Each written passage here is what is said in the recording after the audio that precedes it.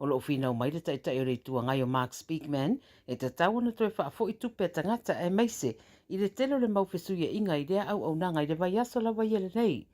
Sao no men, so lana wha mua mua le te mine iro ave le sa i dio se wha i unga tala whengai, mō solo te te elau whenga ruenga, i a tau fia, ma ona ua tiri wha le tonu wai le tamau a inga o le stete. Whai mai le whai lau tuse le Transport for New South Wales, a tu ua whai whainga maranga trains ua wha leo ngaina, ona o solo te te ere uni, wo o i lea whiwa se lau.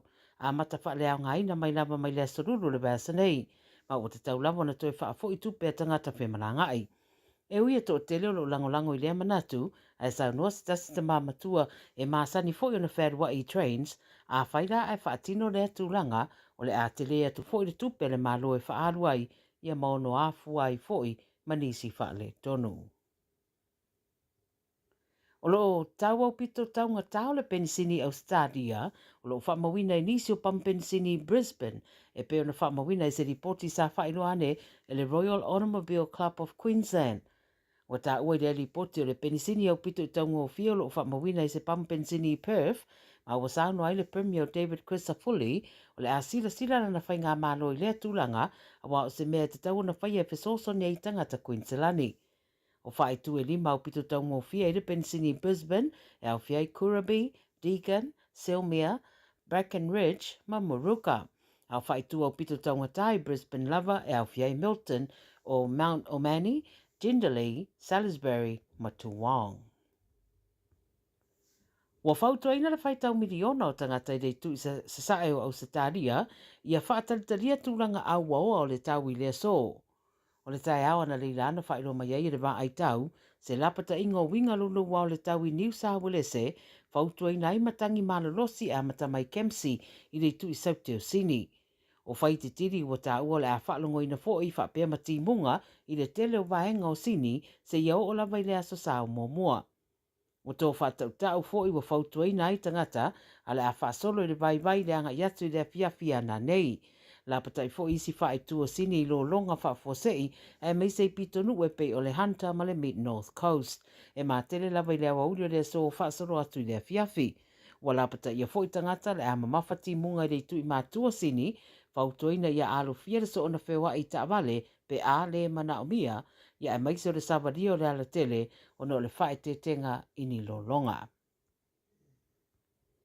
O lo fia tala noa leo i nisi e sira fia ni whaamatalanga i le whaalawlawe na tura i mai le pōna po i le whae tua Clyde North i me le pone na maua atuaini a ri se toa lua o iei manu anga i fōlinga na tatui se i turou tu sa po le afole iwa i le pōna po. O li po te le 9 News wata wai e tonu watu leo i le Faraday Observatory Street o lo whaia tong fitinga i le toa lua lea peitai na maari liu lama munumuriane ma o lo whaataria se wha mauninga o i la waia. Ta ua le ripote e talatonuina e toʻatolu i latou sa iai lea fale, ma o le isi ali e toʻatolu ai e taunu atu leo wanga i ese, ma o loo sa i lia nei. O loo whaatalanoa e leo nisi sa iai le no fuanga lea i le teimi o le whaalawalawe, ma e talatonuina e masani uma le toʻatolu o loo au fia. Wa whaeroa e leo wa tarosanga i so se tasi e sira fia se whaamatalanga, pe iai fo i se ata mai le CCTV po le dashcam, ia fesota iane se ofisa o leo la tane po le Crime Stoppers. Talmulumuli, o le soe tura i e whaamsinonga i Brisbane, se ri mai Amerika leo lo lau manu ia lona tau mawhai e au mai whaanana, le fuala au whasaina le cocaine i Australia nei, whaaui mai ini whangu shampoo ma conditioner, a na maua le leile malai wa lele i Brisbane. O le asalua ono le masina na te nei o te sema na whai se sa ilinga, a le Border Force Australia, i le malai wa lele lea e whao ngā ita i whau. Ma tau fia i le ri i le tolu tausanga na malanga mai Amerika. Na mawai i lea suenga se whangu shampoo e iwa se lau fast food ono meals, ma le whangu conditioner e tutusa le lei size, a wha mauni ai o le cocaine o lo iai tutonu. Whai mai li poti pe a ma le 2 kilo le cocaine, ma a whatawina e ono o i le walu se lau walu spuruafe e maua mai ai. Mori ai loe leo, ia le li lea, ma a whai e wha maunia mori anga e ono whale pui mo leo o atu i le 2.5 tausanga. O lo i le vainga pea leo e tari ai, leo na tūrai i le wha masinonga i le so.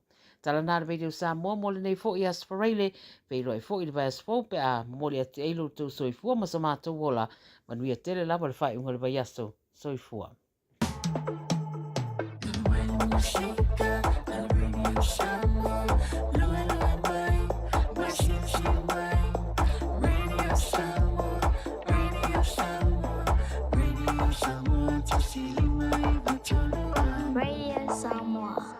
O le Love Local ua mawhai ona awina atu ai Polokalame mo lau community. Ua langolongo ina malosi e le Auckland Council Local Boards. Te pena lau fala, mō ta whaonga i le Music in Parks. E se fulu walu kono seti, e le aisi tutongi. Mai ai Januari e o atu ya Aperila. Mai moa i le Opera, i le Botanic Gardens. Ricky Morris ma le Automatic 80s i Pakuranga. Ma Midge Marsden i Blockhouse Bay. Mō nisi whamtalanga, tanga i ana i le ourauckland.nz ma o omi le things to do. Talofa Samoa, o Ateshna Ryan, o le Licensed Immigration Advisor mo le Auckland South Immigration Consultants. E visosoani mo so se tu ai ngā visa e malanga mai e New Zealand po Australia. Telefoni mai nei loa i le o valu o tasio no valu wha fitulua. Po le olua tasio no valu fitulua tolu o. A whai alo sa ili sea o ngā a mata molo walu. Aua loe te toi popole o le Galaxy Childcare e tele o na la lai au kilani i saute. E toa tele whai a o ngā ngawaa o le a o ina le whanau e ia inga whapitoa pe a le sitala lo walo. Tolus fulu i tū la, free. A vanoa le vēna le a onga mo whemalanga inga le whanau, free. Maua mea aia le whanau, free. E ia inga whapitoa. Mo nisi whamatalanga, whafso tai le o lua tasi, o valu tolu, lua fitu, lua iwa fitu. Radio Samoa. Taslima iwa tolu. Amo.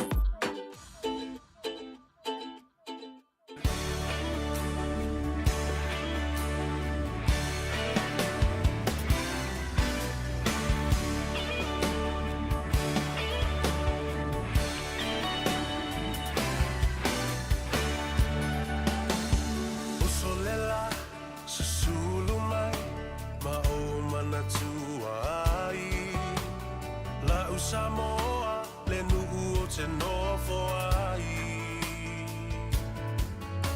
Pe wha pe whea, na ngalo atu o i lewa ai. Samoa, o le penina, o te fia i ai. O solela, susulu mai, ma o mana tua ai. La u Samoa, le nuu o te nofo ai. Pe wha pe whea, na ngalo atu o i lewa ai. Samoa, o le penina, o te fia i ai. Hangi mai se matangi, e momoli atu ai.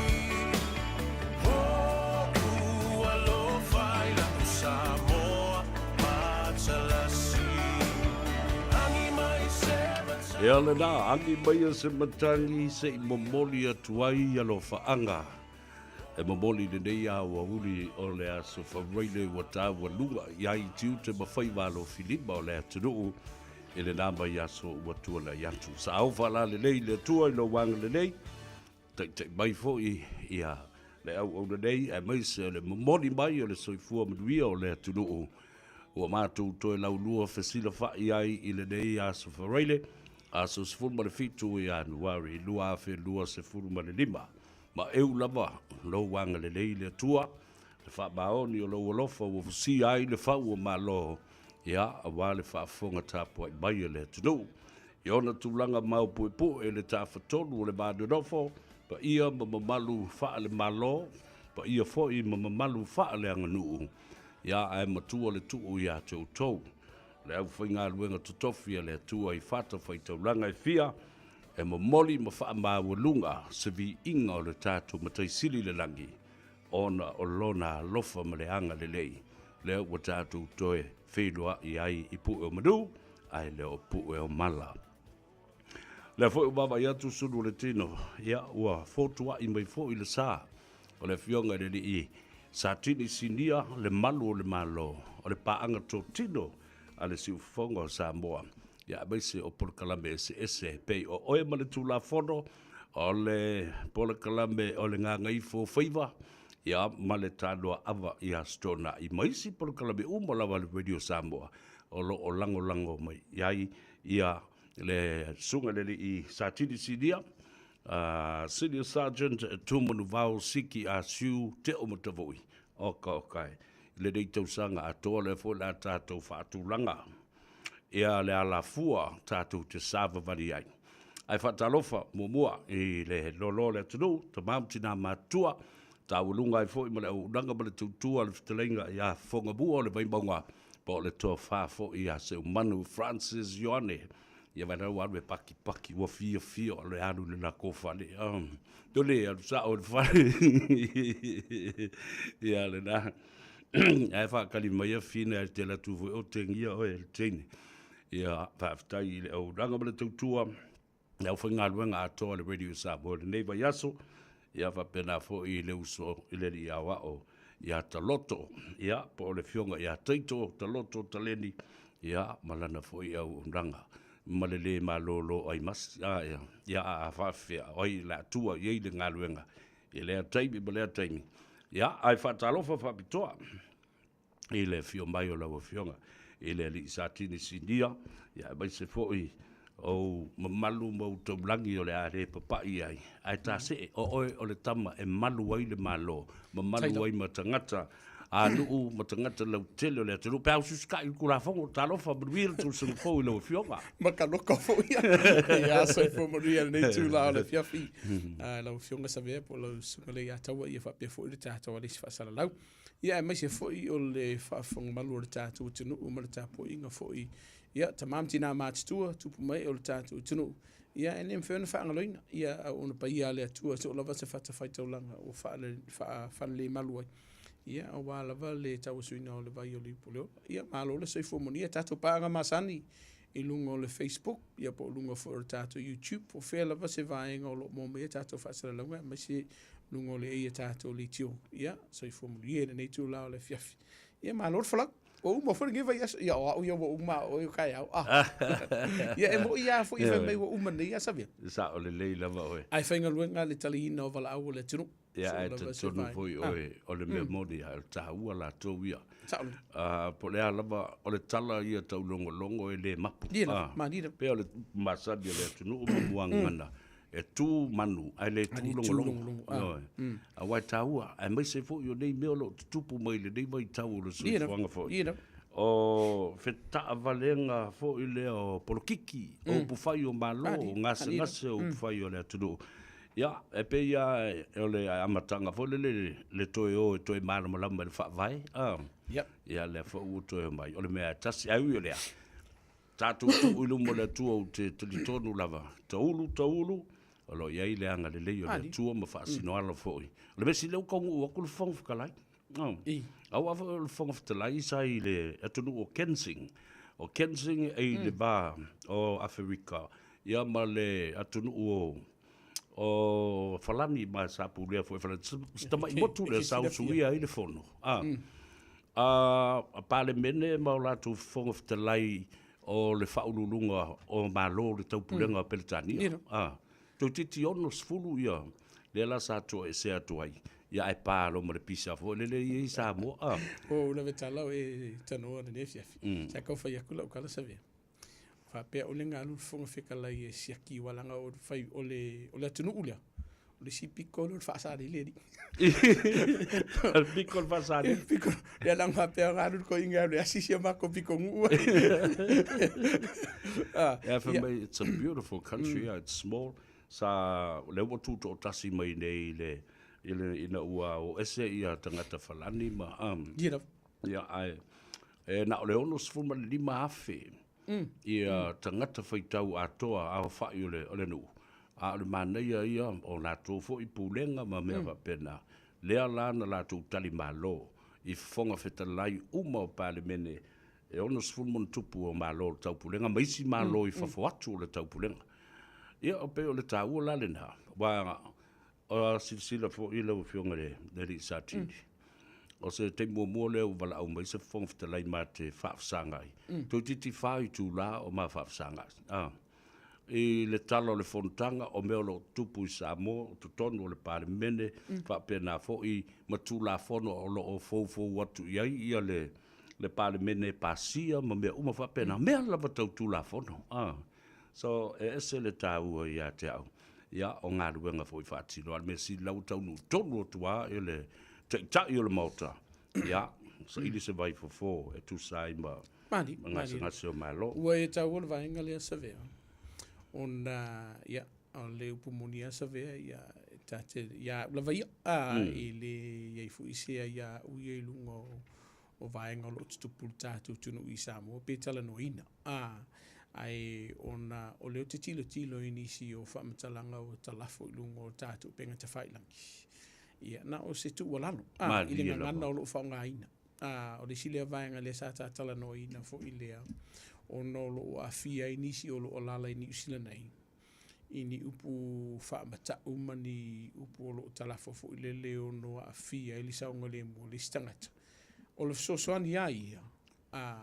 Ina I te I uala velevea o I le tūlafono. Pawale o la utu walalo I vaenga o lo o iere te minei. O no na iei nisi o le atunu una walau mai. O no wa iei ni vaenga pe ua afia e fo ulu lato fo I tamali.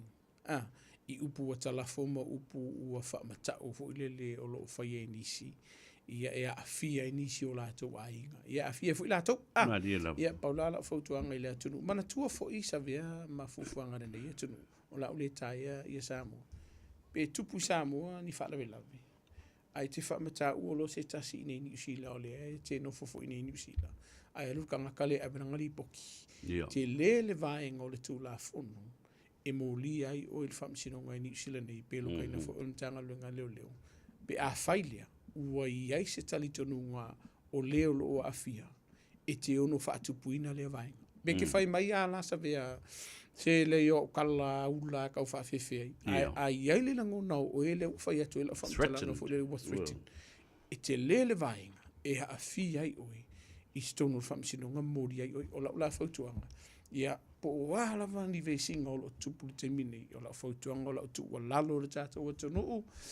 O wana I se vaenga e te solia I le tūlafono. I lo whaamatau leo se tasi. E mai se lava. O lo e whaamatau I e tangata e whaonga ia o penga mani se vaenga. O la whautuanga sa vea. Whaafonganga le tātou tonu. Sila I vaenga I e ono a fia. O ke whai rungo lo wika. Ngā, tonu la. Ne I te ua e talafonisi o vaenga. Ufo I e whaamatau. Ai ono a fia I urtu la fono nei tunu. Pauare? Ma nei e te le whautuanga. Ma anga la e tau na bāna malama I le tunu. A wā e rua vaenga le o vātua. Libel Act, Defamation Act. And threatening. O le inciting violence. O mea whapena. E tā ua tele leo whamatalatu le sunga le sātini. Ai, o lesi vaenga tā ua. Whai ma seu sila. E la lafo nei tala ai toi malu pe au o le tai au ma le wholaunga le atunu. Anga I le pale mia po ai lava o te itai o le tātu o tunu. Then you will regret the things that you've said. Wa toi la lafo la ia a o le ala le mea leo tu lai mai wa toi manuia ma malu le wholaunga. Ia a ua masaa le ipu vai. Ia le mwhai ona toi a puti mai. Wa mata ngā tala wa wha lele, wha sanga I stangata po nisi o tātou taitai. Pei o le pauane o le vaenga peo nei tāua. O le si vaenga walanga o le upu monisa vea. O iei nisi wa mōlia. Moni lo. Ini upu whaamatau o lātou whaia.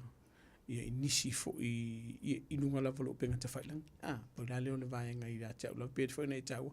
O I lātou o lātou whea vea ia whaamatalanga. Ia lo iei whai nei o lātou ainga o lo o mata ma tilo ma whaitauina nisi o whaamatalanga o lo talafu. Ia. Ngā se whaukuanga. Le mwhaino tā whia se whautuanga. E le leila le loka I fo e munmunisi. Ia. La ue e sila whia. O le esa I e whautuanga. Ne I te ue I se whapea o se o kere I loa. Se soruku la whongo le mea. Ele a velo le marmulama le tūlafono ma alufanga. Bo o se tūlanga whapena. Te suru iai, le ai. Ale tūlafono ma tangata. Tau whaitau ma marmulama le tūlafono. O le sila vaenga, o le utatala noa. Talua iona le ua tai lunga o le penga te whailangi. Le tatala noanga.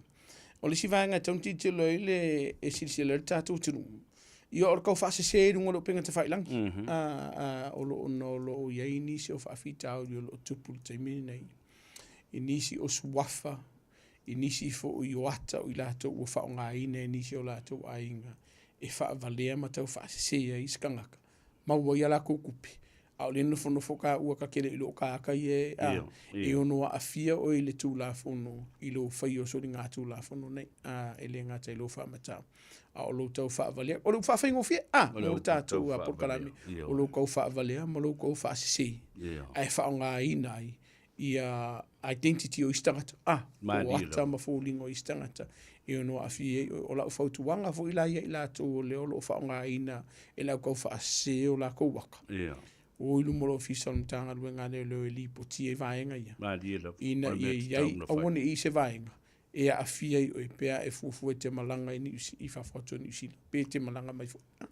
Le si vaenga ta wana ta whamana tua a ta tele i o e le malolonga Christmas ma le tausanga fo. O meo o loa lo o whatawina i lunga o penga te vailangi. Marira. Ia o na a maila e leo le tupe o transfer fo i le accountant tangatalina. A so atu ele o yaise o loa mai le o lo fo le tuatu si e piki mai ai le mea ala o mana lo tupe ye sai se case na matu tara no ai vai so ne ma ngisho la wori ma fa akari lang ke fungi na fa tau lu no pink fight ai mai ngol le pusa nei se ke fungi e fa ta la funga la o ma ko i fa ngo le o rusi dia fe mo mana tua sa ve mal fa funga la tunu e mai se lava o loa ananga tāwha pia. A whai ke si le fia o le tau o loa e tau ngata, pe i tau e se tau ngō fia o whaatau inai, i lunga o le makeki. Too good to be true, se si. Wai leisi si nga ke whaakauinga, i se whaatara whata i tai. E leisi si nga ke whaakauinga se iPhone se fulu ma le wha. I se lua se lau tāla. Ai o le iPhone 4. E ke whiu asu e whalo o loa ni usila nei. E kere mau. Ai aku runga Facebook wa maangai a kere le kau. O lau whautuanga. Au e te tu ua se tupe te tonu o le tu stupe. Kusa pefe marikangaka. A le au maia i o la asila lo sisi. Whakau. O ye pole ye. Ai te tauana e alu te sila mua le olo ma wha mauti noa. O le olo sa o lea. Ai e te le i whaatawina. Awa e peila o le vaenga le tupu. Pena i tau. O le ngau ala kupe alu i kongo le akea. E ke whiu whaakali le olo. O le isi vaenga. Va ai se no fuanga saunga le mu. E ke lua whikau i ma whilo i ma le tangata le. E mai se lava i lunga o le makeki le o le Facebook. O le tātou maketi le o le Trade Me. O le upu monia. E tele i o vaenga o le tūlafono o le upui ai le atunu. O lo whaia la tu whaaftaua i ngai lunga o le vaenga o le Trade Me. O le Facebook. I lei se vaenga. Ua tele i la tu lamatia le saunga le mu. Ua whaamanu o lia ma whaau li mai nisi. O ngā o loa. E ia nisi o whaarulewele na tupu le vai asole nei. Ngā kukanga kai whaakau o lak so sola ma o loa aile tongi a tupe.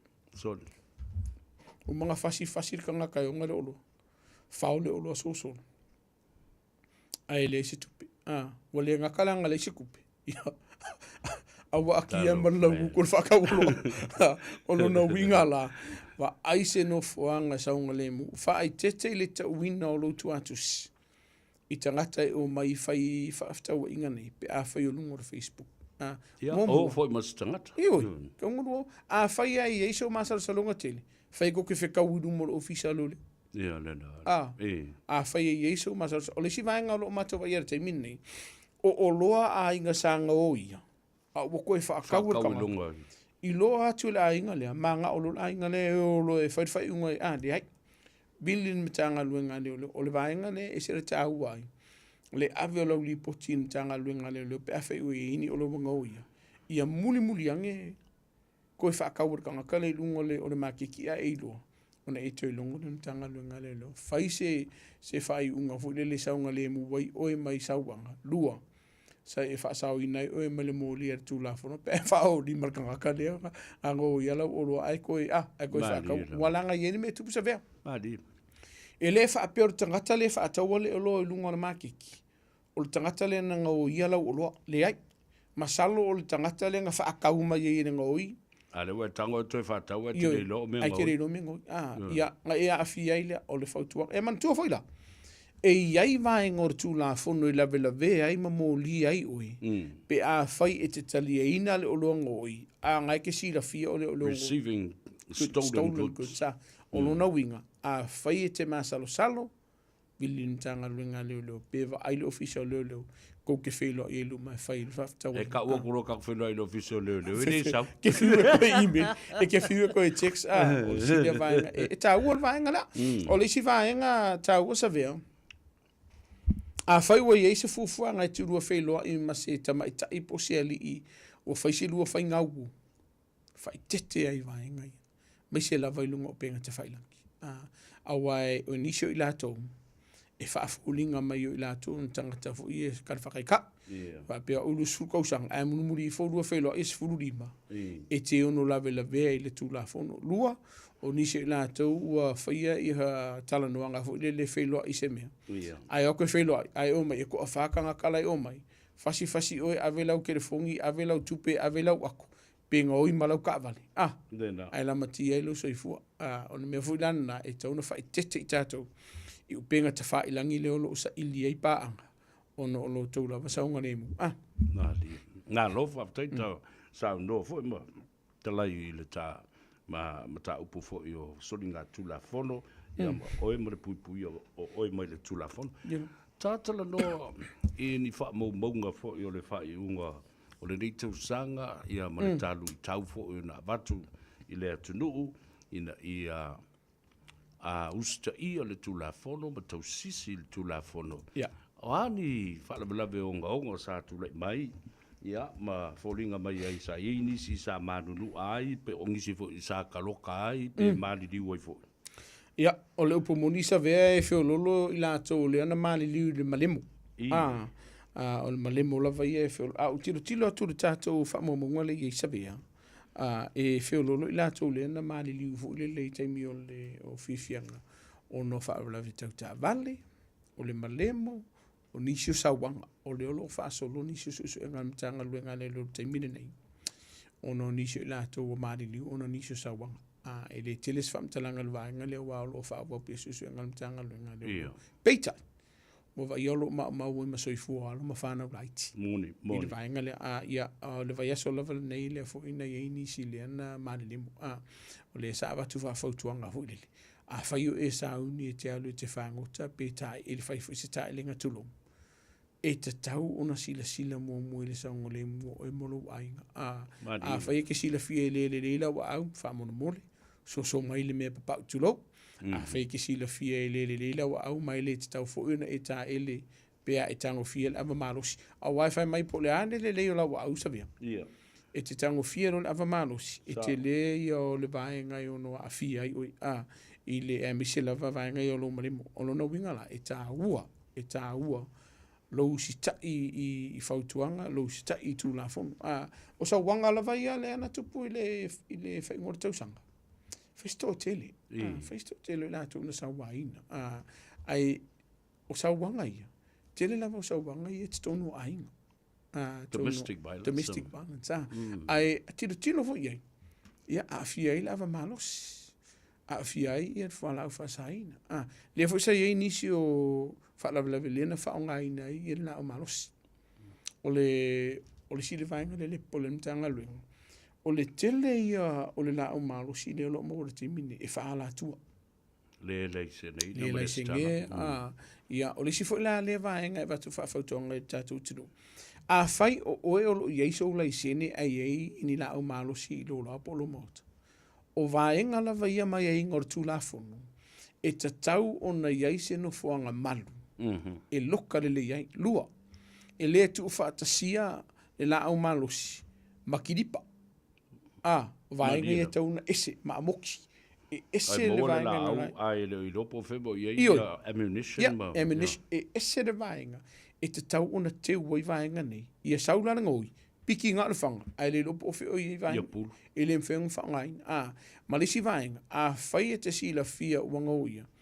Au ke whaakali mo risi duai kula por kuri nei, wa tatau wa una li potia i le taimi la valena.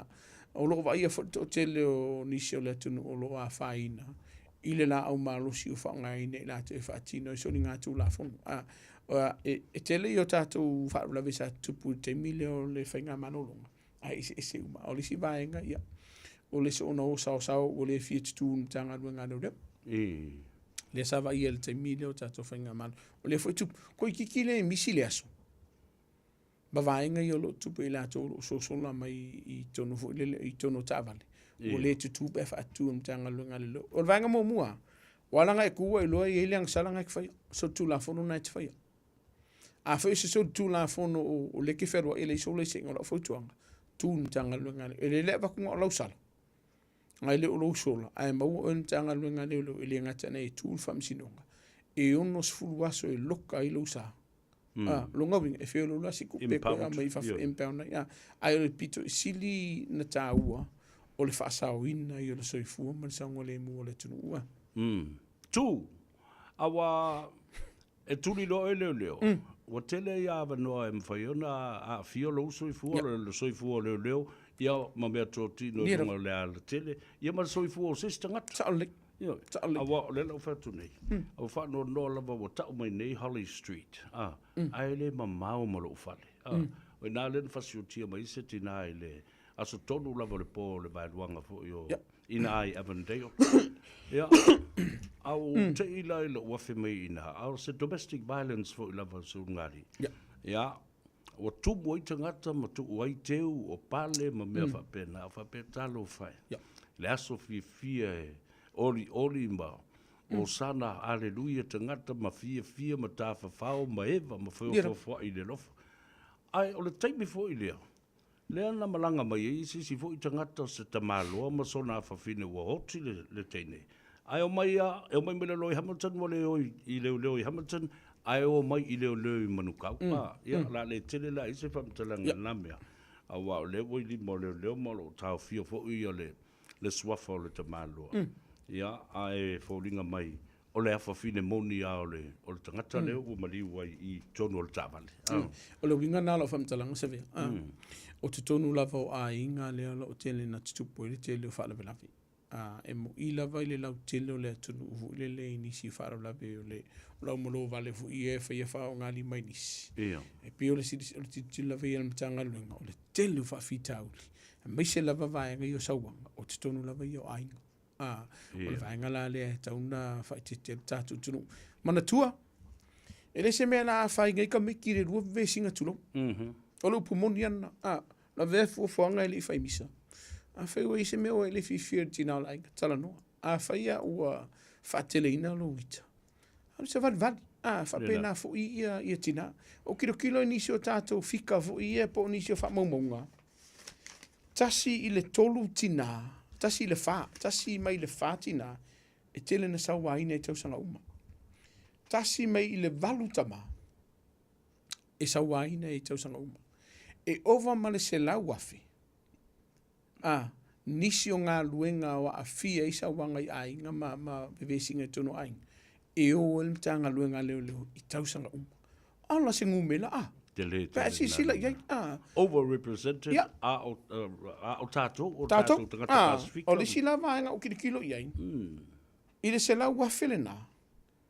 O whaalave o lo li potia i le mtanga luenga leo. Ai fia ma fia nisi o sawanga. E le o li potia i le mtanga luenga leo. O la ula fautuanga le fia nei ma tātou porkalami. Whaamole. A whai o a fia o ini sawanga. A whai o i eini whaafita o uli o lo a fia i fo ili whana o whaamole. Li poti mtanga luenga leo whai sefsoso anima mau sito maanga mo e male ainga. O le upu le whaapea mai e se malifa leo i tina amta maita. E langa malifa leo i tina amta maita i ono le to o telo i lato o lo sa waina. O tina amta maita. A sa wainga fo i kamari. A whaila o sa waina o weke papolo i se vainga whapena. A sa waina fo le a. Ko sa ngā tuu i e kama makua le whiwhingi fo.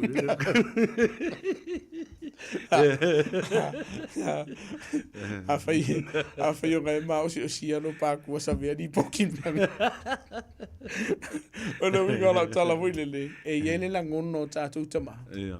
Au kala ngoa I sisi o mko i ko ilaloa. Ia. Ta ole. Au kala ngoa I sisi o le luma o sale balasi. E le te tauna tupuni la ngono whapea. Sa ili se fisoso ani mo oi. E mai se lava I lato lo sa waina. Walanga ele ngata na whaina o I le tino. A o lo mafofau. Ia. O I le si lea vaenga o lo tiritilo le mtanga luenga. E te lea ini si o alo mawhanau. Ta mafo I matina o lo tamwhai e puli lo lato soifua. Lua, ua tele na wa ai ai fo I a wale puli lo lato soifua. Ia ua sawain, ua koe fo I lo fo lele koe kali a le tinga le sa iei le sawain o I lato. Whao o lima lo iei lato sa whai ia sori ngātu la whanu. Taumsu. Ia, taumsu ia, maua le soifua. Lua, te lei o la afianga le luma na I o le whanau. E le ngata la vai tutonu a onga. Ia awa whaasorosolo a kuluanga a makalono o le whanau I vaenga fo ie ua sawa, ua whaasawa inisi o tangata. Ia waku I kengi. Ia moho atua inisi o vaenga I ono whalpuipui e lato o no soli ngātu la whanau. Aise a? O lo le karangoa sa ilisef sosoti. Ia, ale le nafo, lai lo le a kaua. Vili se si o la wali inga o. Maua le avanoa. O le upu moni a. Masa vea, sosoangi mai. Ia, ta ua tele le nā mea. Ala au se tangata e te whaatutua. Ina po se tangata fo I te manatu e mawhai ona, to start a conversation. Marira. Tonu e sa ili vai fo ai fo I mo ai fo se me fo mo ai fo le wha marusi au lato. Ai leo leo wika le fingi. Ngai alu e tawali vale ala koe punga ka vale aru e ingu e sau roa worse. Kua maka ngāre me la whai. E lua la me whai eku. O le sau o e whaatupu le vevesi ma sau wa ina I lo wainga. Por sau e makapongi ai de fa. Sau lo e ka lor pese ko le a ko fanga me ke pokino. O le si le fa tuanga. Tala noa I se tangata I te tali tonu hina. O le upu moni an, wa le upu moni sa vea. E si le atu le te leo le afianga. I le si kaimi. I upu o le a arukanga ka le fa sala lau o winga le lua tala noanga. Ngai lo le meren kupu I lo wainga. O le vaenga le e se le tāua I lo tala no I se tangata. E le alu koe whai kakala maka unkala se ingis ka ngaka lua. E le alu whaasala laru I le Facebook po lalangi a kore mele o tupu I lo wainga. Mo I la tō lo o whaasoa atu ia I la tō lo afi e wha mole mole. Sila to ai le saunga le mua I la tō. Kalia mwhaaftai ua tali tonu wina o I la tō I tala no atu iai. E le kaulanga e aruko e kau solo I skanga kam whaasara lau. A whai e te si la fia e le lava lo to mai, e le maua I a te oesef sosoani, alu e sa ilisef sosoani. O whakasi ma leo lo a fia. E sa ilisef sosoani mo I la tau e le ngata e le mafaufau. Ia o nisi fo I o sauwanga o lo tupu I o la tu tino. O le vaenga pito I sili le tau sa vea. E tau o le tala noa. O le ka ua ofa ia le a e ka aki e lunga lau lau. So se taimi e mana o mia ai e maua le taimi e tala noa ai. E whaasoa ai. Ia ma maua e fo inisi o mafaufonga le leima mafaufonga fau. Ina I so sani I o whaafitau di o lo tupu. Aftai il whaafonga le tunu, ia, olo e mai mo, ma whaafonga mai. I le porkalame o e male tula fono e peo le masani ai le paanga tōtino, a le si ufongo sa mōmale a tau sa vea le sunga le li satini a tumanu vau, siki asu I le nei fo I a sofa reile wa tāwa lunga I ai tute, ia, mga ruenga fo I o le nei mai aso. Ia ini mea le nei ma le swinga fo sa tilo ma mata I tu le whaatus I whainu mera o sori ngā tula fono le la tausanga ma le nā vai teimi I whaatus ma le tausanga le nei. O lo o va ia sfuma tolu le na manli. Ia pe a fua I tausanga ma vai ma ona tua le ua I alo le futato whainu mera. Au whainu mera e le te tau wā ona iai. O le whaftai fo I le tali mai le tātou o tunu. Mana tua tātou tū la fono le ana whaamalo sia ia o ke topa.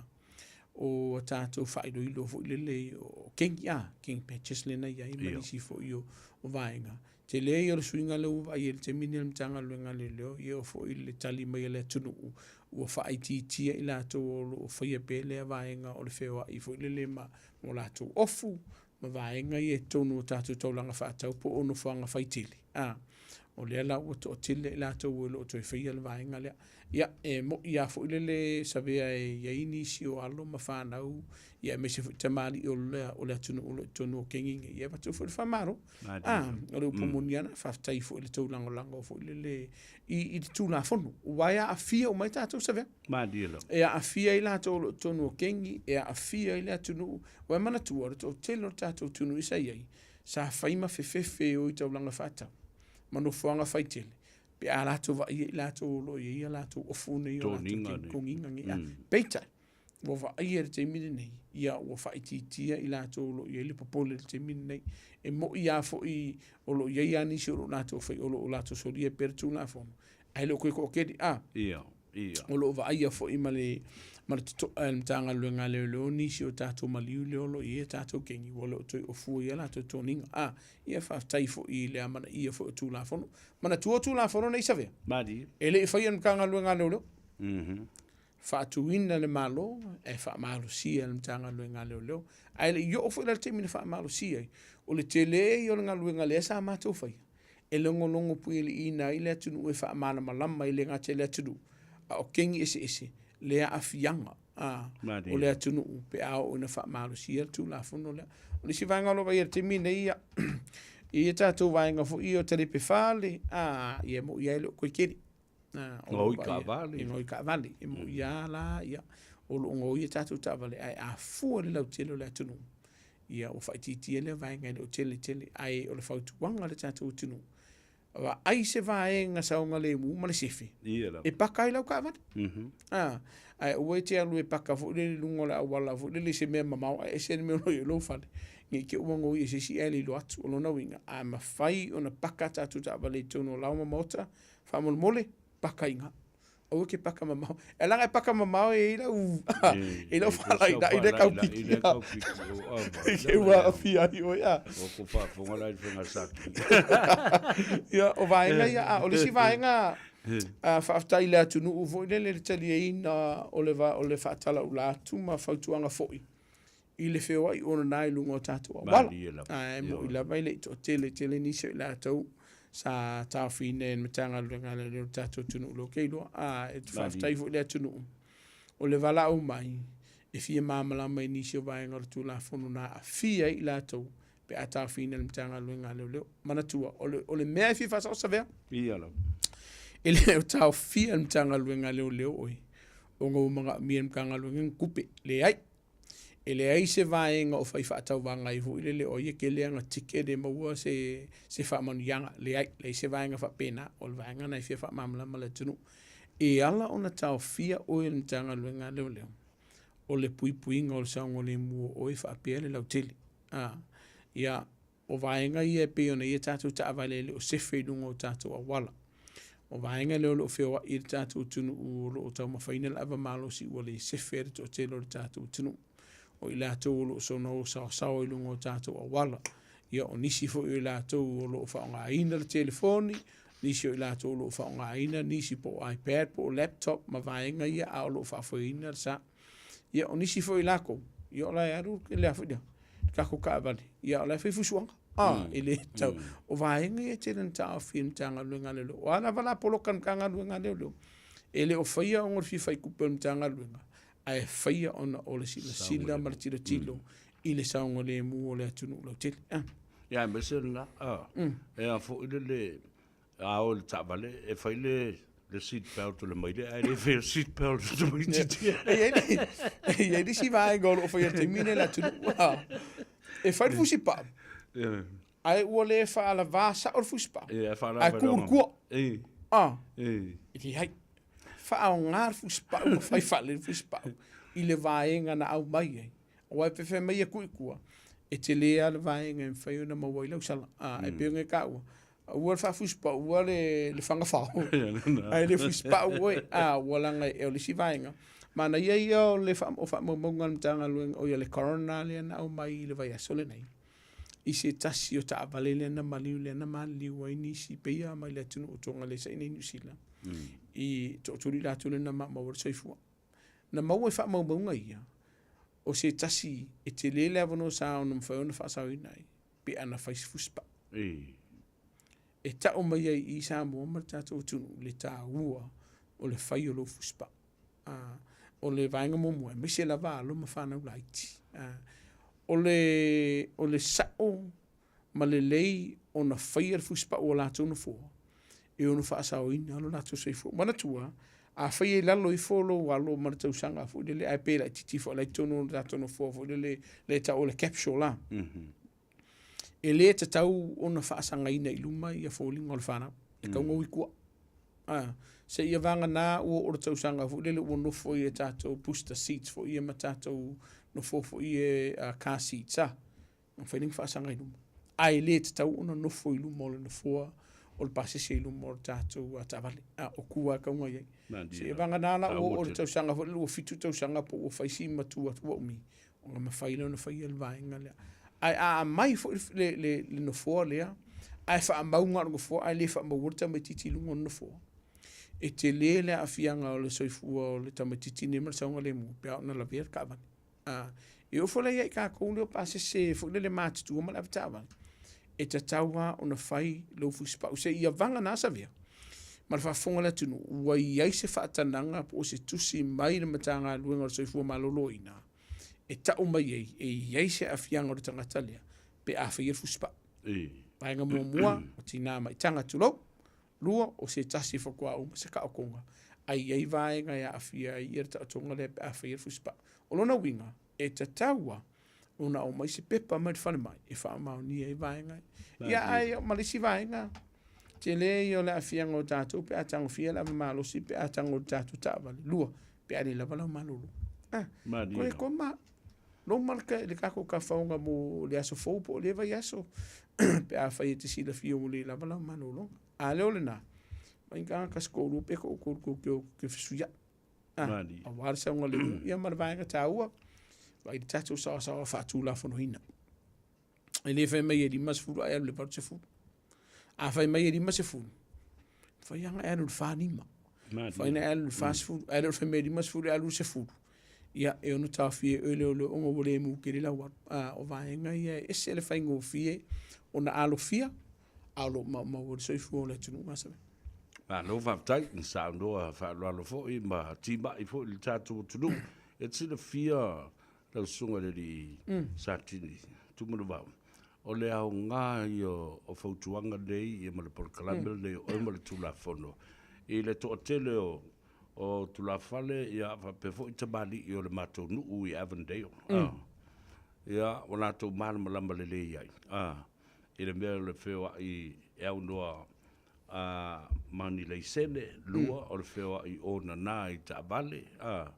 Ia fa pe na fo i le tau mawhaava i mea i le te tau na tau mawhaava i o loo whai ai lika band. Mariro. Ia, nai whalongo longo mai. Ia, watu e fo i le a fo i alo whaanga ma monga le lei. A wau tangata umane, o matai uma. O le lei o lātou whautuanga lo whai fo i isi tūpulanga e o atu i lo mātou nu uma tūlanga whapena. I le to ina o whanai pupu, ia whapena fo i le sunga i asua, o le whaife au sunga i a me, o la mepa, mai lātou umalawa e whiwhi tele i lau porkalame o oe mali tū la whono. Ia la whono muru tai e lava. Tai, sa vea? Ia. O le kako shopping center le o Taroa le fes kako kangoa avatulo. Tolu pumungia, walanga lo tupu. Wha mona mone. O iei lava no whanga e whaatino i a kako pāki mai ngoe kako pia. O nisho i lātou, wa whai wa whanga o i ngā lenga ngā ia la kopuru tulo. Le whai le whane. Mai ngura lor kako la au. Nisho i lātou, o tau mawhai nei lava mano. Sa ila vei kei misa o la koi. O le iere kāngua a vaisi ko inga mana tua. Pio ne tāua, le kapani ewe. E lua se lau limas fultara ala usala. Pe a whai o tunitanga luenga re lo, ai mbo o le tau mawhaina lava manos. I tu tonu o tātou no whanga whātaulia. Si e vanga ngā wa, mai se whakanga whapekanga, ngā kau mawhaina lava manos i ngā posisi a vaenga. Ona whaia lea, aolo vai a male whanau no tele o nisio tamali o tātu tunu, tamā fo i mātutu o lo iei. Ia, e lo uma o la uri i ngā le whanau. O lo tau mawhaina lava malos. E lua se lau limas fulutara ala usala. pe a tun tanga luenga leo leo. Ia, o whengi se fe o i ia fa koro su se me fa ye pe ki so fa wa nga a ko ngi mal sala ia na e fa longo ba to telefo o pa anga o to mali mo fa o polu fo i ma tu te fe lo ia tu el nano fa ia le ia se si wa na uma aba pa o sa pa ia ai maua ia e maua ia ia tau tu na ma o to li o ko poko e fa nga me po poko en mana tu ole si vai nga ye mal si anga fa tu la fo no tanga luenga leo leo esa ati uma ia tatu ava malo si ia pe mawala o la ye la puso la uma kala kasi da pala u ka maf e ye yan mal si anga fa tu la fo no pe ele usta ye ni so fa tu nga man tanga luenga esa sa uma i fa fo ia ka ko abane mai mau kupe ia wa e lo fa fo ye le fo tu nga leo mfa kango lo pusa alu fale ingo lo pusa ai lo fa ko ai fa di ima pe fa de mai de ela ia fa ko sa lo la sa a ko lo pusa nga ia na le ngala ia le o la me ki fa de fa le pa fa nga ia na lo va tai ta u tele lo no winga le ala va na ye nice winga le le e mo i lava o maulalo le fa no mera o i la tau na mali liu ile la ile nei tau sanga fu o one or two is too many tele la ele o maliu e mafai na maleoti e mafai na tatu alofia pe ana fa pe tatu tu stai ile tu la fono ia nai minuto buli o le ta por kalabe la foto e la fio mai o le si vai nga le na vai esa via pe no ta ua foi si ma o lungo sa wanga ai ile vala o mai la tru ele o se me le anga la le alu lungo foi numero o course for service po la tuna na vala o mai e ta o mai ai me tanga luenga ua iai le manatu o le tatu tunu ele o toe sa o ma le le me lo o fatine ne tono ai o le wingo la famtalanga wa iai la tau o ai vesinga fo taunga uporo ngani wa Vili Martina li po ti fafkai faftai o mfa no bidi mtanga lu ile fa pela kun kanga lu ngai lokasis ai atu mtanga lu ngai faia ni si o ngalu ngai pui e sa ngare mu e ele tato pepa fo ile le ka o le police safety ona o le sile amal si anga fa no faia mtanga lu ngai le ave essay e se tasi fo ile le mai tono se ainga pe faia o fa si vesi ele ia ni sa wanga le e se fa matau anga ko nga upu mar fa le anga o me afal ia la tatu pepa le mo faia mtanga lu ngai le ona fatino ina la ona ngalia e be sei o mo se lusul man fai tula mai o twas fuaso o le pepalia ia e faian tanga lunga e mo lo sa nga le mu la to o afia i ma ko ki makale upe ina ia ai le lo kai oi ai a fai te to so lia pepalia ai ko fo i mal farele u male le marsi anga pepalia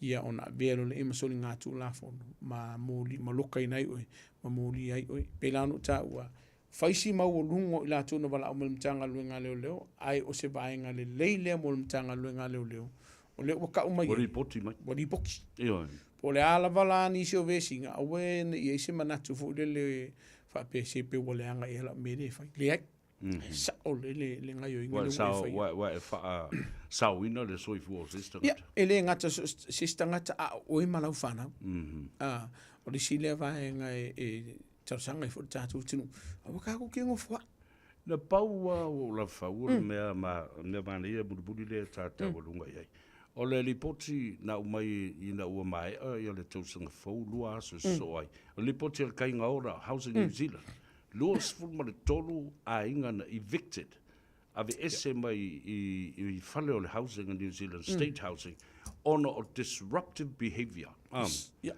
disruptive behavior of yai mel na o le loa fua le va maisi tangata matua oi luas full fight to la tolu aso o alu le party misa fa so ato maka e mea amale leo le la au ai autu yai leo matanga le housing ia fa sanga ma ia i le o le ni fai ai o le o umara o fela le ngo foi safi le la o le lo fa la o sili la nga o le sila na wa tele tato tonu i vidi mai kwaoi o te tala noa ma u fa tu le tonu vili le mitanga lengo lo va ia fali bili malmtanga luenga leo mana tu savia e va lua nga luenga e fai fatasi almtanga luenga leo malmtanga luenga fale wa o le keno la video kiri pukia o le tele fo i leo le no e fai e la to por tato wa va ngel mtanga luenga malo i le fai unga e ave isine la to ai mo la ko o fai se fa moni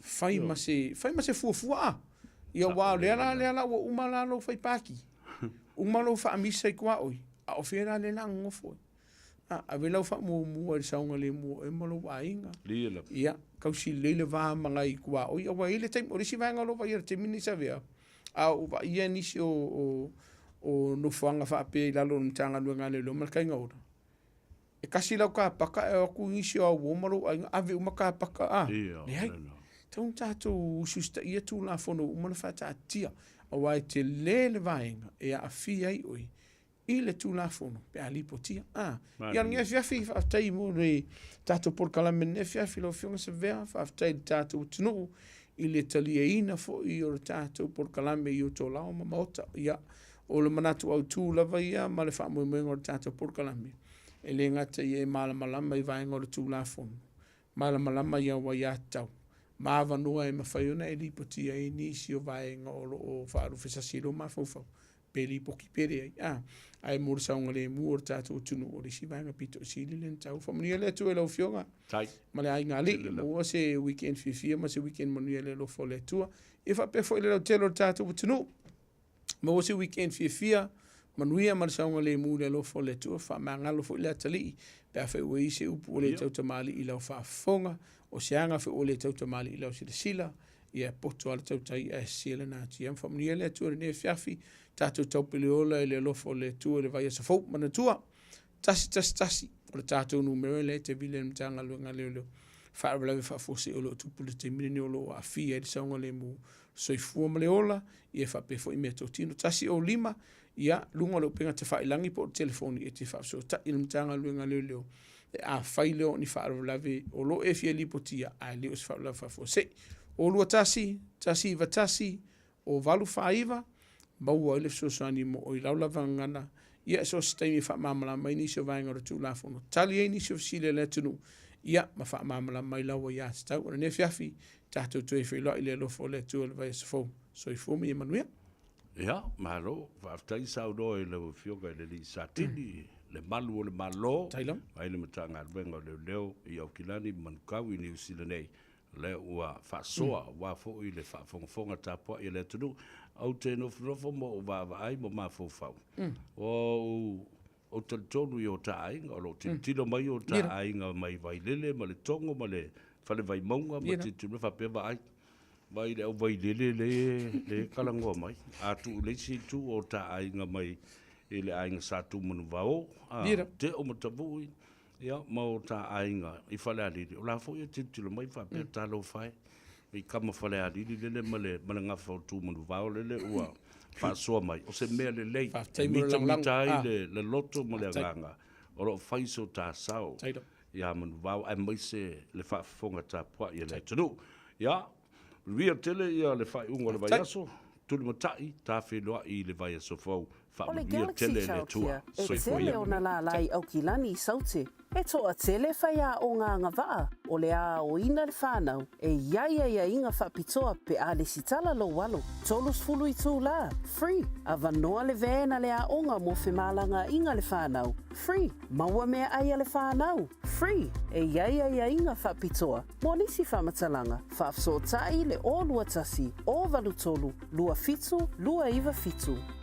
Talofa Samoa, o Ateshna Ryan, o le Licensed Immigration Advisor mo le Auckland South Immigration Consultants. E visosoani mo so se tu ai ngā visa e malanga mai e New Zealand po Australia. Telefoni mai nei loa i le o valu o tasi o no valu whaafitu lua. Po le o lua tasi o no valu fitu lua tolu o. O e mo o mia singa luenga le customer service, hospitality, po le avea fo i maleo leo. E tele o mautinoa, po o fea e ahmatai. I le MSL training, mātou te whesoasoani atu. Mātou te mālama o le amataina po le toi fo i atu i aonga. E mawhai ona whaawhainga tā. Ai olo o iai le mātou au whesoasoani wha maoni. E taita ia malangolango ina oe i lau malanga. O le MSL Training o se ainga. O se no fuanga I langolangoina oe, e whaamalo si au, ma whaamanatu atu lau sini whaatu. Asi I le msltraining.co.nz. Pevala au loa, le o valu se lau, lua, fa, tolu valu. O lolu manai, e a mata atu, I inei.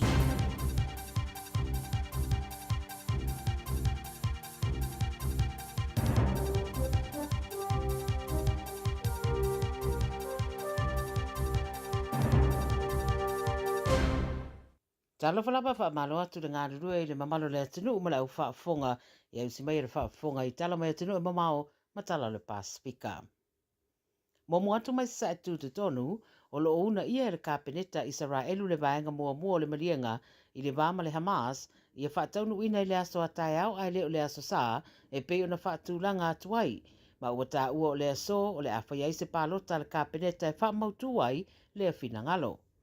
O lo tumo pele tal tununga o sui o le malo tele o Amerika sa iai le whainga o le marienga e taunu ulapa vaenga e tolu o whaatulanga iai le marienga mai amata whaatino I le aso sa.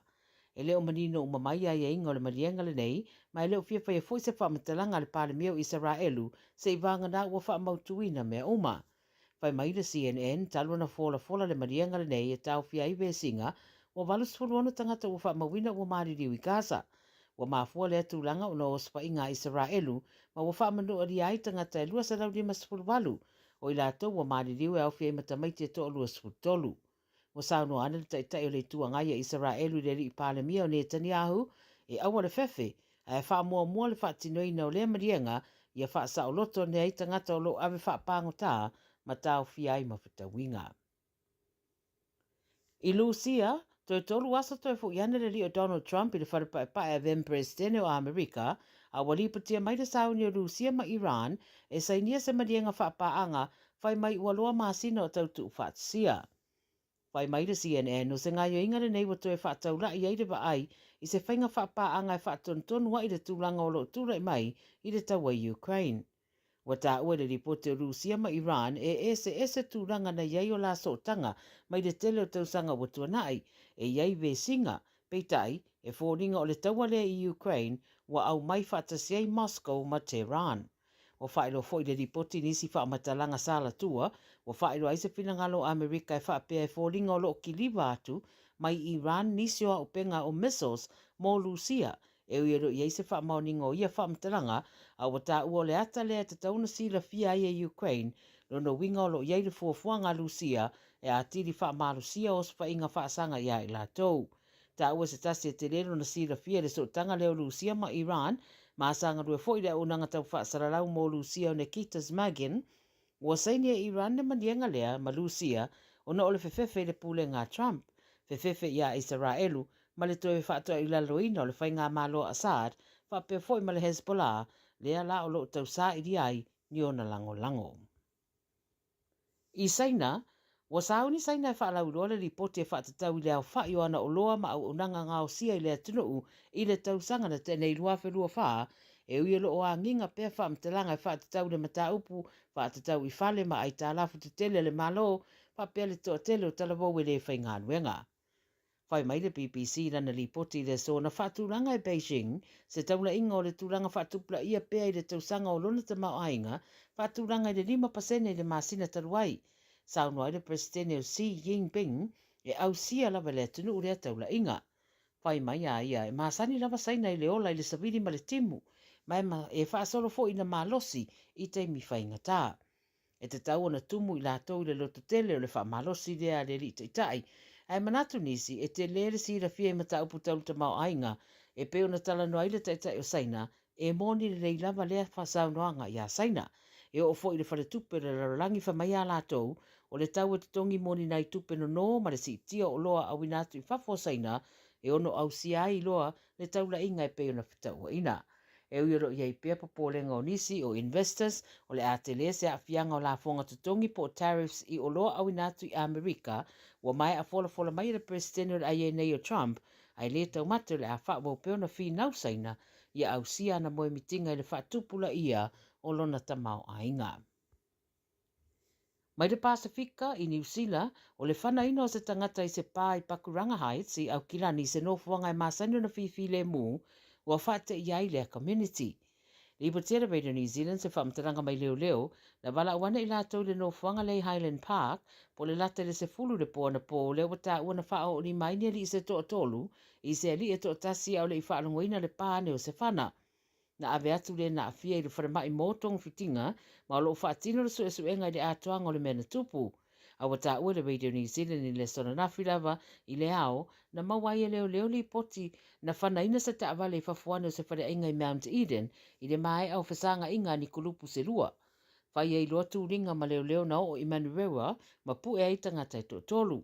O lo whai e lari suenga pe eisa so tanga o le mata upu lea, ma le mata upu na tura i mai Pakuranga Heights.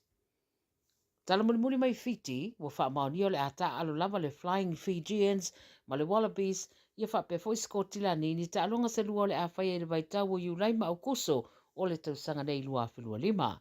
Wha maoni a mai le wha mtalanga le teitei fono le uni la kapia Fiti, o se tasi foi sa ta alo mua le Flying Fijians o John Sunday. Wa mai aia, ua whaia whaatanoanga le lakapi Fiti masui mai le Australian Rugby, ma ua wha mautu ai le aso ono iulai le whitawinga le ma le Wallabies, ma so oai ma le taalonga ma Skotilani le isi vai aso e so oai. Sauno le te fono taalonga whapea o test e au ngā tele lava taalonga whapea mo le wha mautuina o awa noa o le au le whaaturangana o au e se fulu pito ilunga mo le ipo lalangi le lakapi. O lo na iwa nei Fiti le lisi lea, Australia le numero 8, ma Skotilani i le numero 1. Tala na le Radio Samoa mai atunu e mamau ma le Pasifika mo le neifo i Aspareile. Ia, manuia tele, le whai unga le vaiaso, soifua. Radio Samoa, tasi mai watolu, amo. Radio Samoa, tasi mai watolu, amo.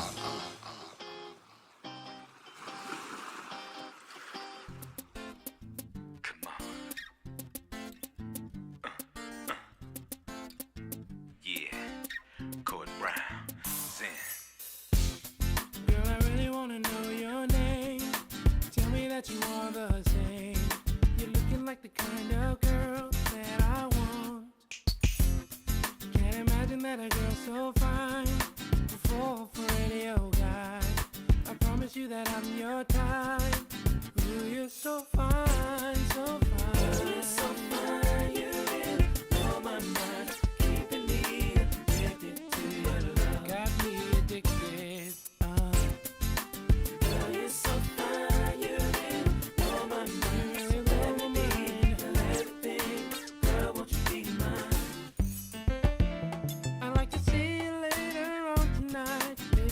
Spend some time on the phone, but if you wanna be alone, it's alright. Whatever it is, whatever it is, just give me a sign, we'll take it slow.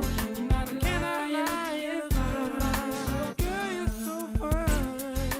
Girl, you're so fine, you really blow my mind. You're so fine, addicted to your love. I can't believe you got me so addicted. Girl, you're so fine.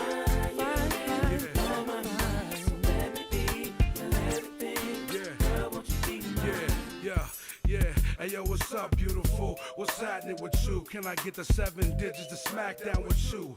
It's all good, but you playing that potential mistress, played out and laid out. All for the money, went the wrong route. Listen up, hon, I ain't gotta play them games. This ain't junior high school, and drooling my name. I'm used to flipping out, giving the game, spitting the flame. I can't keep my mind up. You know I can't keep what you're trying to do. Nobody would do you. Nobody else will do. Can you tell me what you're trying to do? Won't you, girl? Just want you. Yeah. Nobody else will do. Girl, you're so fine. Girl, you're so fine. You really blow my mind. Keeping me addicted to your love. I cannot lie. Girl,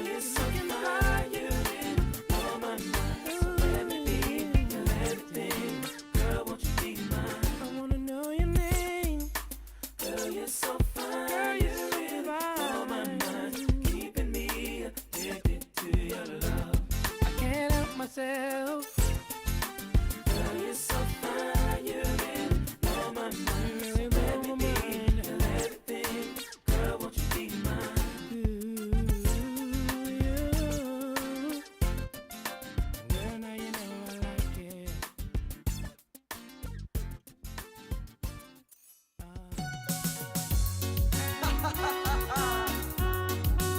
Reggae style from Mauso, sit on the beat.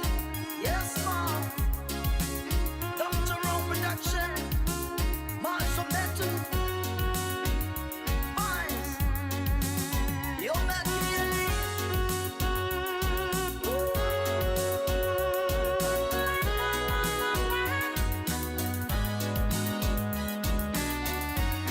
Yeah.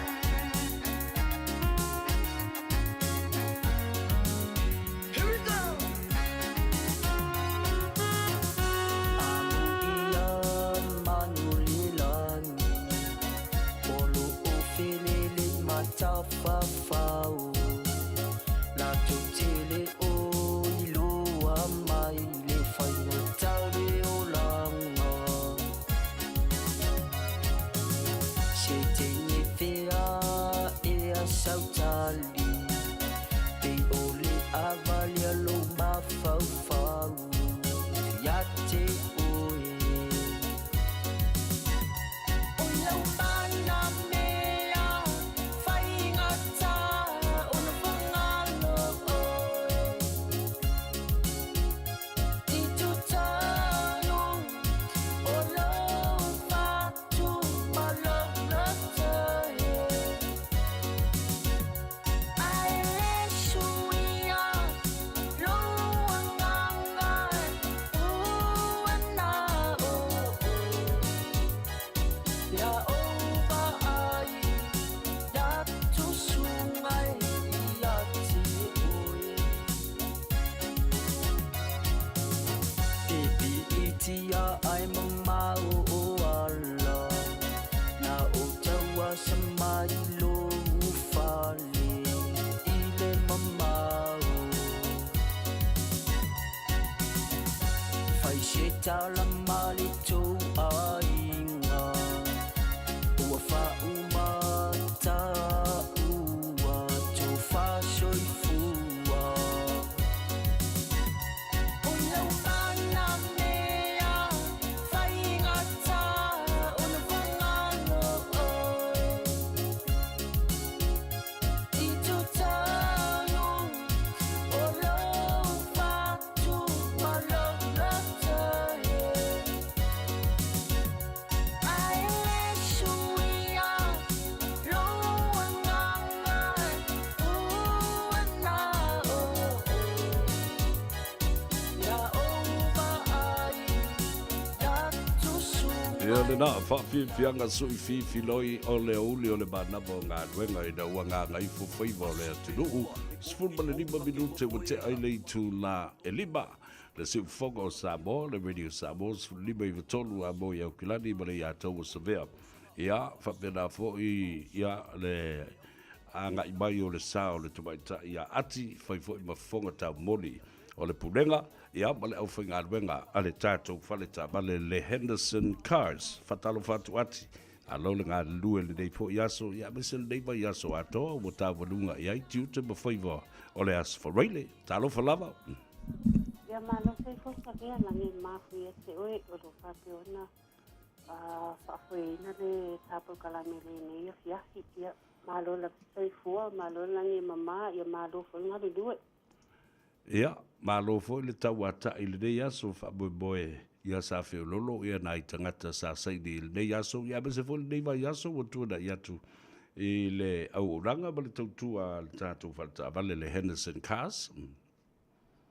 Ia sa o le leika vea ia o le temi nei i o lo whaapea lava ona i o le tolu nai ninu te ona tapunia leo ta sokole sa vale ia o le lava e lava le malo la tunu o le ngaso solo mai lava i ta sokole sa vale ia o le temi nei ia o lo iei nei se o tato ainga o lo i whafo i o lo whaatali fo ia la so ta vale i le taine e kili vai na ia la ta vale le nei le afi ia ona isi feo ta toa ingo lo whapea ona nga i mai e fia maua ni quote o quote fo i o taavale e peo le masu taavale le SUV o le whapea ona lumia lava le seminei le malo la tunu ia ona isi ta toa ingo le whapea o mai ai whaatau cash no mai e whaatau cash le taavale le SUV ia a esu mai mo whailo atu le malo la tunu a whaite e te suma e te mana e whaatau so SUV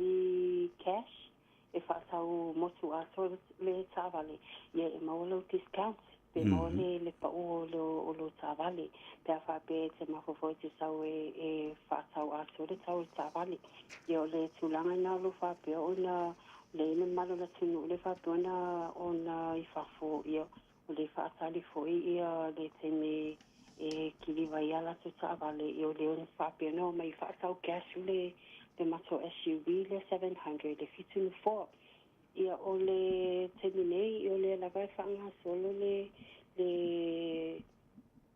ia tato apalai o le wha uma lava o na lasho ia a tato apalai fui whapea na whato ai mea nei le nei tai au a nei le uli i o lea e wha uma lava na launch nei ai le tapuni e tato whaitawali i o nei tato a inga le na malanga mea nei la tai au me la loi nei pia ma hori rua i o le na malanga mea nei la tai au i le sa soianga i ati la loi me o lo au maunga i a nei le au uli o la loi pori rua ma Hastings ia o tai au ia o le whapea o na malanga mai tato a inga mai la loi i Palmerston North ia ma Christchurch ia le ua redi ala te tāwale ia o le o toi o le whatatale te metaunu o mai la sa tai au ia ona kiliwa loa leo la te tāwale manga ia tila loa me o lo nufuai ia o te whamanase atu lava whamulu mole sa vea le tūlanga leo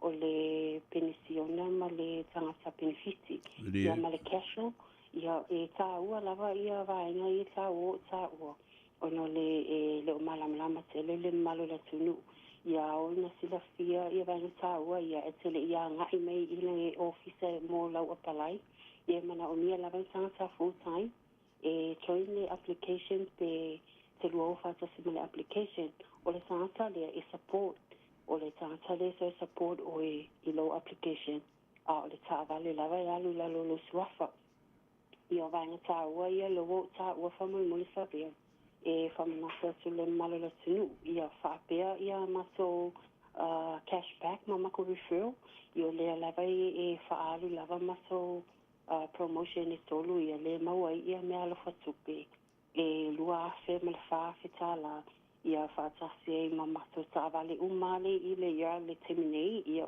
o le whaalua ia cashback ia ma referral o mato tāwale umale i le ia le teminei. Malo, le tāli poti fo i a bese la tau o se weekend le lei i le anga i mai le loi no whanga i pe ona iai Palmerston North, Levin, Napier, Hastings, ia ai tau le lei i le whainga malanga i dawa mos ta bale le lei mwhatutua ina e toi malanga ai. La ala tala o tātou mo la so tai au, tala ina fo i whapea la sa. Ia la so tai au, ia e tala whilau whaitawale me le iwa tai au, ia e sapuni la tātou le lima tai au. Le lima tai au la fiafi e tapuni e ia mātou, ia whapena whilasu sa, ia e anga i mōmua le sauninga le tai au, ia ona te tala fu i le whaitawale. I le sepulu tai au, e tapuni i le whala fiafi. Ia o tato taimia lo ta ua ia tala i matapuni e tato whaitawale le asa o tai au, ia whapena fu i le asu sa. Ia, malo, le lei. Nei pa ul sisi vaenga i tau, ia mana i fo il faa lawi loa le ta telefoni ma le tuatus. Ia o toi tasi lava le ta vaenga ta wale o pa u, ia o le mato o mato tāwale ia lua whelua lima o le tato SUV lo tau nuu ia ma le si tato tāwale fau le lua i tāwale se teimi o i luma o na whaalawi loa tu le luma tato media au vato i fo i ato tato tāwale e lua lo tau nuu lua whelua lima ia mo le malu fo la tunu e whapea o na fia apalai mai ai ia o le temi nei ia o lo matua so tele lava le malo na tunu o lo whapia ona a ngā i mai ia so o maso o ma e whaatauina le matawre fōle o le SUV 700 o le Mahindra lua whilu wha. Ia o a whai o fia apalai tau tāwale ia wala au mai au o ati o lo ingo ati ia o le numerative foni o le oval se lau fita tasi ia le te susa o mai foi le maso address o le tasi wafa Cavendish Drive i Papatoetoi ia ma le maso Facebook page o le Henderson Gas watai lava savia mo le mano. Ia, whaftai fo ia te oele te mai tai mo le teimi ua whaavanoa mai. Ia, sei whaafonga sa mua, ia mamana tua ai fo i lau tō au nanga ma le tautua i le nei fo i whai unga le vai aso manuia tele ngā luengo toi ta whenua i le aso a tahe au, ai whaasoi fu ia mo le tem nei. Ia, whaasoi fo savia, whaatai lava mo le mano. Ia, whaaftai tele lava. Le nā, le tō whine ia ati, mai le tātou whale ta vale le Henderson Cars e te maua i le telefoni o valusalau, fitu tasi, ia po le anga ia ne fo i ai le latu tuatusi se lau iwa sfuma le wha Cavendish Drive i nai Papatoetoe i Manukau. O lea ua lua sfuma le 5 minute o te ai lei tu lai 5 i le tautua le nei o le ngā ngai fo whaiva o Samoa ia o te roa nei. Ia maisi po ia tunu o le lalulangi.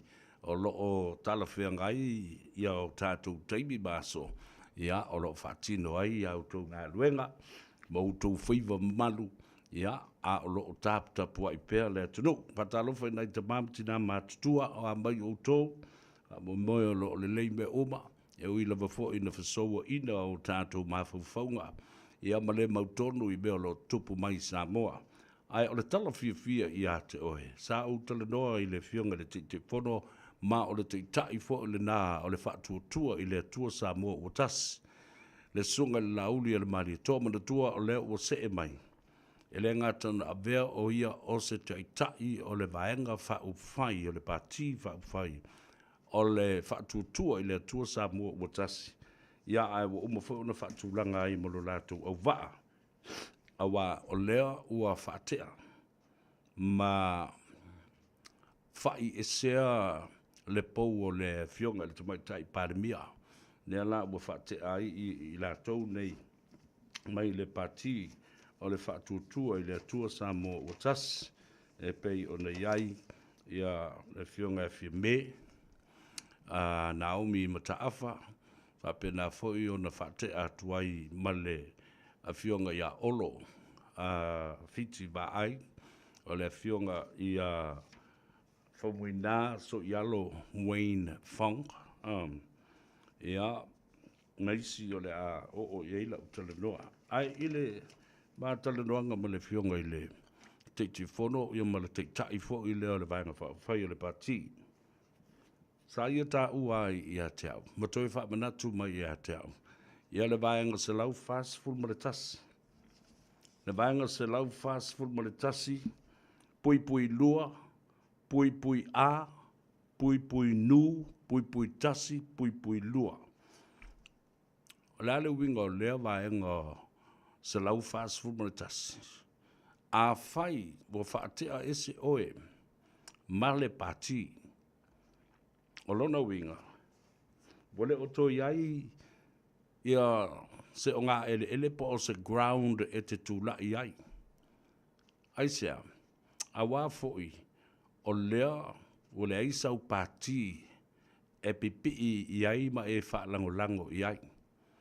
E le mawhai foi ona e tū to o tas. O le mea la e te tau na whai. E tu tūsa le leia le wha mā vai mai le pati ma le tūri ese o oe mai le pati po o le wha tea foi o oe mai le pati. O lona winga, ua wanoa ailu na fua e te tau ai o na alu tangata e whaila na pālota lai titi. Lana whainga pālota lai titi. Lea la o to ai tau nuu le fionga. E lea li i whafonga whitalai o le maota. Ai o mea fo ia na mātala noa i ai. Ai ana whapea mai le fionga le whafonga whitalai. Ta tia mai awa o le so. Lea na lato whono ai. O le fionga le whafonga whitalai. o le fionga tu mai tai pandemia, o le sui pandemia, o se tasi o sui o le fono, o le whailautusi po o le sui o le fono o le fionga whongwhtalai, o le sunga e tuina epa whapena ai fōi i ama le lātou whailautusi po o le sui teitai, ma le sui teitai i a whantoe. Ina ua usiringia le fionga le whongwhtalai i mata upo le alotea le so le lātou whailo inga lea. Lea na manino ina ua u avatu le aso nafi. Na pau lava vaenga o le atala noa ina i le so. I le vale o le whongwhtalai ma le tamaitai pāribia, ma le sunga tulepa. O le whaatulanga ina o ngā luenga le whono. O le kālena o le whono usu o Samoa mo le tausanga a toa le nei lua afe lua sifuruma le lima. O lono winga, e whaatulanga a toa tu lava sa ia o lava ia te iseba, ia ma le vale aunga loa lava ina ia whaata ape le palemene. Tā pena ai mo le tolu masina, se ia o atu le palota o le lusfulu a maleono, i le masina o apelile le tausang folk. Paualea, tau fesidi atu fo i le palemene, i le fionga i le whongwhtalai. O anisi mata upu e ono lo te le tō whono lea. Sau no le whongwhtalai, o isi mata upu e whaatataule i tū la whono. Tū la whono na pasia, teu, tau whaofi. Ia e mese foi, o le tāpenanga, o le ipoti a le tele o komiti wha palemene, lea le au mai e tonu. Ua talo sanga mai tei whono o ia komiti wha palemene. Ina ia toi tu watu sina teimi, e ngā lulue ai, ia lātou ripoti, whatasi ei matalo tupe, ia ma le tali atu, e le whongwhtalai, ma le teimi e lo te ai, whelafulafo inga i mata upu nei ma li poti wha palemene, e to tonu o le mahota whono ma le palemene o Samoa. Fua le schedule leo o whata oto nei. Iaso whono, o le masina, ma le masina si o lava ina whata ape le whono.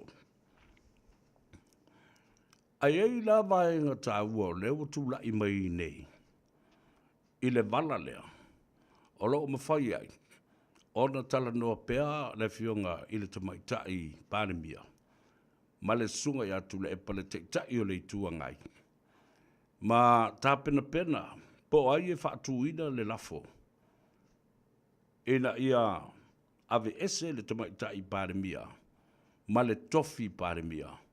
Po ole remove her all at once, at the same time, from her not only ministerial prime minister portfolio, but also as a member of parliament.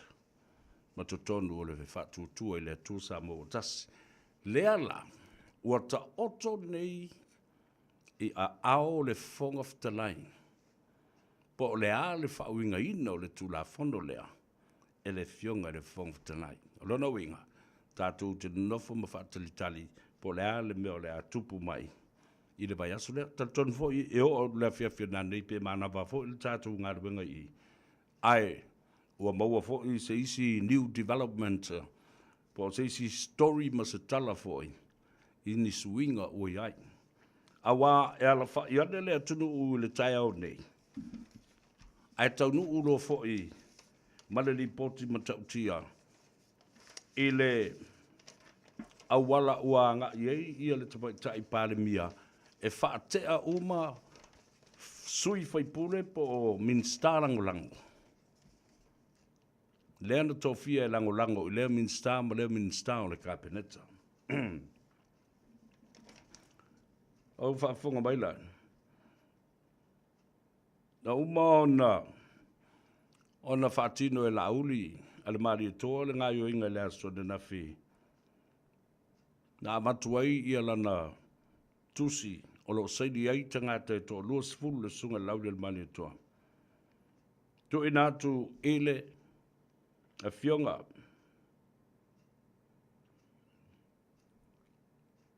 ile afo ile whongwhtalai.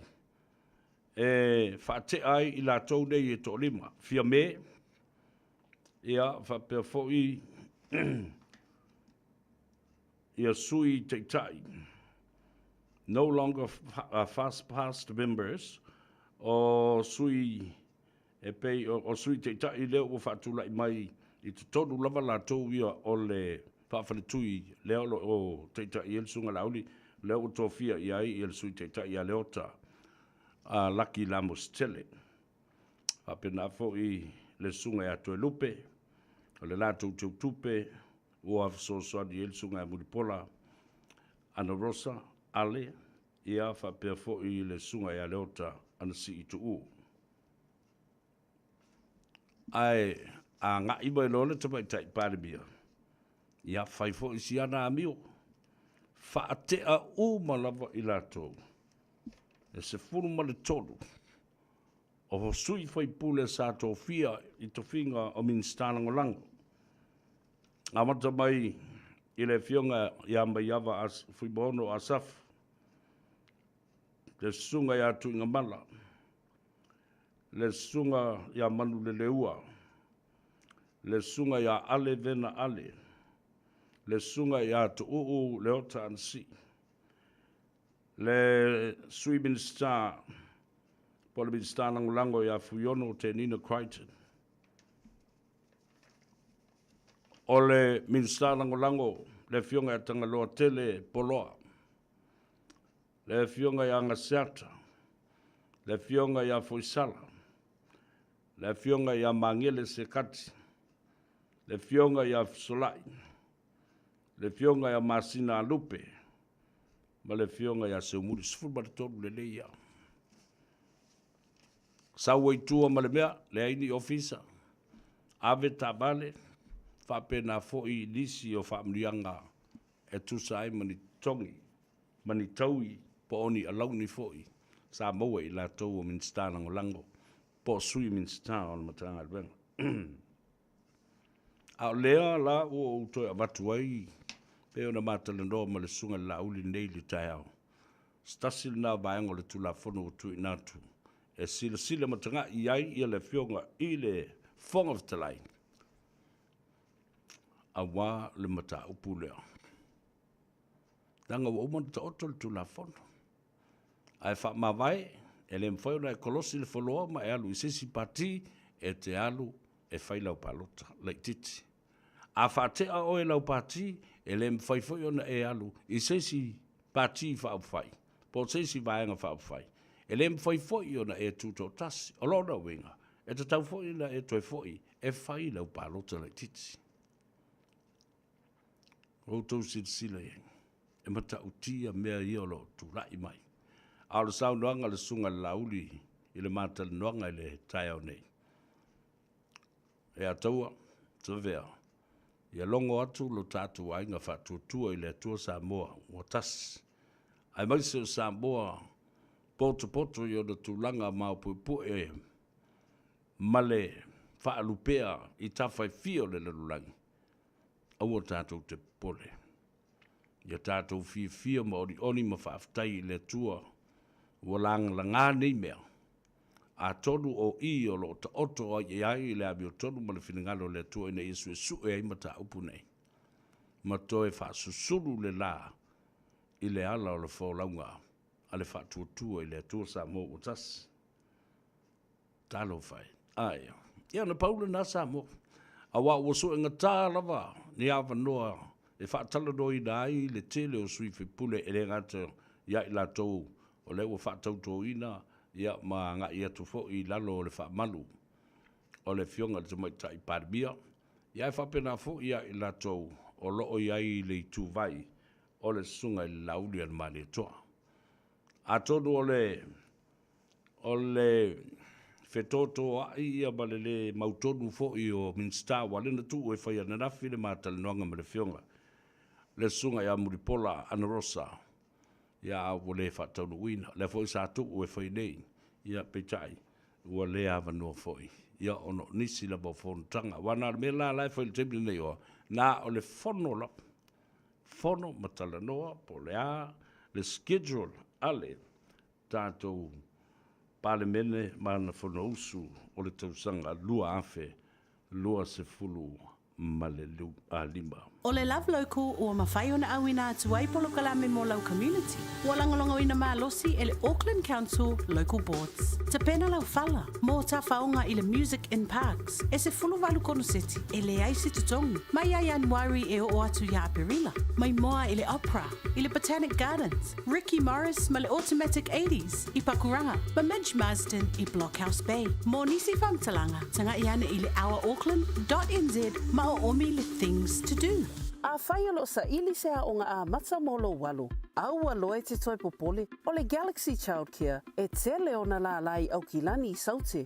E toa tele whai a o ngā ngawaa o le a o ina le whānau e ia inga whapitoa pe a le sitala lo walu. Tolus fulu I tū la, free. A vanoa le vēna le a onga mo whemalanga inga le whānau, free. Maua mea aia le whānau, free. E ia inga whapitoa. Mo nisi whamatalanga, whaafso tai le o lua tasi, o valu tolu, lua fitu, lua iwa fitu. Jana whanawha tia roa, ua te talaina nei le waunanga e veni, mō whaatangwa I au ki lani New Sila. Numero tasi John Coulter Drive, I le Auckland Airport Shopping Centre. Tau whatawhatonu lava le warehouse ma le countdown. Lau whale o fula wiloa le e veni, Auckland Airport Shopping Centre. O le R-Dash Travel, o le company numero tasi le taungo fio pasese mo whemalanga inga I Samoa whapea le malanga mai I Samoa I New Zealand nei. A whea de loa I le ofisa o le R-Dash Travel, tasi valu lima Great South Road I Marurua. Pe vili mai I le telefoni tolu iwa lua o wha o o. Tolu iwa lua o wha o o mo le R-Dash Travel. Lo e whaafonga le tautua ma oa le si whafonga o Samoa, le Radio Samoa, su lima I watonu a mo I Aukilani nei. E le tala fia sa alat whai le tai ao na dei, ma tilo atu I tala matauti o le lalulangi, I le whiutunga inga ina I mwhauna toe whaa. Tino ina talanoanga e whaatupu o le file mu po le ceasefire, peace talks I le bao Israelu. Ia, ma le atunu o Palestina. Ia, leo olo pulea nei I whainga malo Hamas ma Hezbollah. O le tala manatua o le asofitu o ki topa le tausanga na seipa vai atu nei. Ia whiwisa lau lua afe luas fumalfa. Na whaia isa konseti I Israelu. Ai oso wha ia I e fita o Hamas. Ma ave wha atangata o taua mwhasiotia. Ia ni tangata I siri atu le afe lua se lau. O li ima te maitai, o whawhine, o te maiti, o le tupulanga te lavou te ngata mātutua. O Israelu, whasi o tia e te ngata ia o le Hamas ma le Hezbollah. A mata mai loi la sofitu na o ke topa se I o mai I le aso le maritai au le nei. Na o le awhelua se lau te ngata Israelu lena whasi o tia, I le konseti whaafifianga lea. Ai o mai le tai au nei. O le whaitaua whai o tangata Palestina, ma tangata Hamas, ma tangata Hezbollah ua maliriu. Ua fast food ma le ono afe tangata ua maliriu. Ma wha leanga ina uma. Le tele o no whanga o le ai Palestina. Pape na fo I le pulenga, ale malo o le Hamas, ma le Hezbollah. O le ngā ruanga muri la le nei le to ino President Joe Biden. Ma le tamaitai o Kamala Harris administration. Ina ia o mai tangata o Israelu. Le Palestine o Netanyahu. Whapena foi ma te tai o le malo Hezbollah. Ma Hamas. Ina ia sa whawhai I le laula ua whono. Ma saini ai le whenga inga le nei. O tangata uma o totoe o ma o loo whiola pea mai Israelu lena ave wha tangata o taua ma kidnap le vaenga le Hamas. La atoe wha fo I ma mai pangu tāna. O I la atoe ma fo I o loo loka ina I Israelu po pangu tā fo I o le taua mai Hamas ma Palestina ma Hezbollah o le a whai le whe wha asuia inga lea. Ngā ruenga muni le nei o le administration a Joe Biden ma Kamala Harris a o le I wha mawai atu I le mautafono ma le palemene ma le whale pae o le malo tele o Amerika. A so luas fulu o le masina le nei ua toi 5 aso toi 3 aso. O na whaatautoina lea ma whaowina le tofi Palestine o le sunga ia Donald Trump e a veo ma Palestine lona fast fun ma le fitu o le malo tele o Amerika. E ui ina ua wha maonia ana soli ngā tula fono e tolus fu ma le wha mōrianga. A lea ua wha pawhala, ua le aise wha salanga e whaia i ai. Ona o le wha vai o lo spela mai ai, e le mawhai lava. Ona mōlia ini soli tula fono, se tasi ua filifilia e avea ma Palestine o le malo Amerika. Le ala le nā lena tātou taladoa mwhaasoa i le nei vaiaso. O le vaiaso le nei na tanu ai i iri mamate i le tuunga mau. Le upu o le ola i le tula fono. The rule of law died this week and was buried deeply in the ocean. Tua tanu i iri mamate ma le loto le li tai o le wha upunga sa wha vai ai sa o lutonga wha vai ai upu whai o malo. No one is above the law. E le ai seisi i lunga atu o le tula fono ina ua wha pale mai le to malo o Donald Trump. E o aina whasio tangata pa o le tosteine pa o nisi soli ngā tula fono onga ole a le mawhai lava o na mōlia o ia. Le mea mori, e tau na sui whawai. E te tau o na sui whawai, a sui whawhia. Le ngātai maota e lua o le Senate ma le Congress, pa pena fo i fina ngalo o tangata lau tele o le atu no ua to o le whaitau miliona ma miliona. Awa o lea o whaase se ina lea upu. The rule of law, and no one is above the law. Or anybody is innocent until found guilty in the court of law.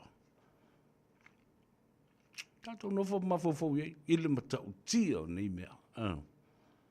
Ile matautia o nei mea. A o le a la se saunoanga le fionga. Ile fofonga fetalai. Ile whaawina ina o le vaenga leo o le whaavai o le tula fono. O le tula fono article salau, o le section 141, article 141, bui,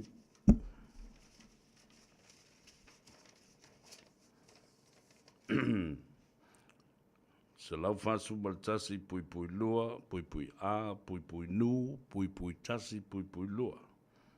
Fa pupu o tuai, o lo fa pe mai, a fai te fa mabai lau pati. Ele mawhai o na e toe tūto tas, o se whai pule tūto tas. A whai foi e tuli oe, ma lau pāti. Ele mwhai foi o na e toe alu i seisi pāti. Pe e te toe tūto tas, o lei unga e te alu e whai lau pālota. Fsilana leo lo tūlei mai nei. Ai whawhela isi au vaianga umai. A wai le mwhai o na lato whaavaina se pāti i le teimile nei a o whaasolo le no whainga lea o lo tutoe nei mo le isi tausanga. A whai fōi o i tu e whai lato pālota la iti. E fōi mai, e le mwhai o na lato whaatuina se pāti fō. Aisia, leanga o lele i uma le tausanga. O le term leo lo whaanga solo tu nei ale pāinga lea. Does it make sense? Yes, of course, it makes sense. Auto fo i mai la it ton wele me fai ona fa vai se parti le me fai ona auto to yo i parti ia e join ai. To te o to te tu tai to tas. Le me fai fo ona auto tu to tasi ma fau seisi parti fo i tu atu o parti na le stala a o le fai le fai nga parota o le afe o le lu afe los formatas. Makes sense. Really makes sense. Au te tala le nā sunga lau. Sauri wale mōsa teimi tātou tala noa ai. Wha i o le pisi o ia e wha pena fōi. O ngase o wha msinonga. O mea lo o tutula i mai le teimi le nei. Wa vai foi tātou e whaise tātou I puti fo I mai. Whaau au le talanoanga. I le a whaau inga ina le fionga le whonga whatanai. O le tula whono e mawhai. O na wha mawai matuli e sea. Se sui whai pule mai tonu o le mauta. 24 hours a day, 7 days a week. Radio Samoa streaming live on www.radiosamoa.co.nz.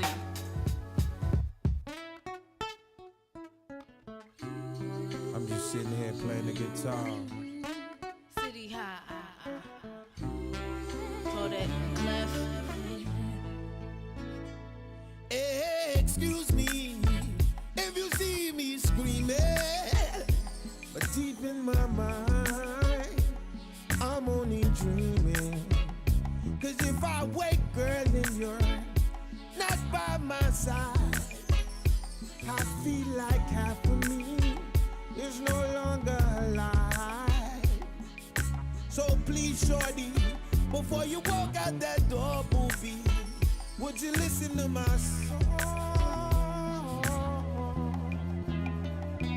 If only I give you one last chance with the devil, you can no longer tell. You got to be faithful so we could be fruitful. Build a family and follow God's destiny. So just before I run to the block, my feet, I might listen to your song. Before you walk out that door, listen. They said two wrongs don't make it right. So if I'm wrong, I ain't trying to fight. I'm trying to have some dinner with some candlelight. Lay up in the bed and make love all night. So puppy, I won't leave, maybe I'll just stay. Promise me that you'll do the same. Girl, I'ma love you like I never loved you. Touch me like you never touched me. Yo, if you give me the chance, Now, girl, I'm baby, gonna show you. understand that I forgive you. But I ain't gonna forget that you brought me. Baby. But I have grown from a thug to a man. Build my castle with bricks and no longer with sand. Oh, girl. And just before I run to the block, baby, I might listen to your song. Before you walk out that door, listen. They said two wrongs don't make it right. So if I'm wrong, I ain't trying to fight. I'm trying to have some dinner with some candlelight. Lay up in the bed and make love all night. So puppy, I won't leave, maybe I'll just stay. But promise me that you'll do the same. Girl, I'ma love you like I never loved you. Touch me like you never touched Yo, if me. you give I'm me so the chance, used to girl, the I'm gonna rain show you. I can't see the sunshine no more. I'm so used to the pain that the sickness feels like a cure. But if only you gave me the keys to your soul and let me in, I'm gonna love you over and over again. Yeah. They said two wrongs don't make it right. So if I'm wrong, I ain't trying to fight. I'm trying to have some dinner with some candlelight. Lay up in the bed and make love all night. So puppy, I won't leave, maybe I'll just stay. But promise me that you'll do the same. Girl, I'ma love you like I never loved you. Touch me like you never touched Yo, me. if you give me the chance, girl, I'm gonna show you. I ain't gonna stay on the block no more. I'ma come home early, girl, I promise.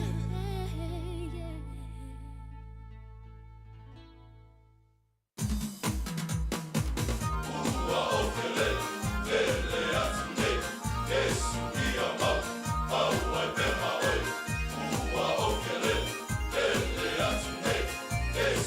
are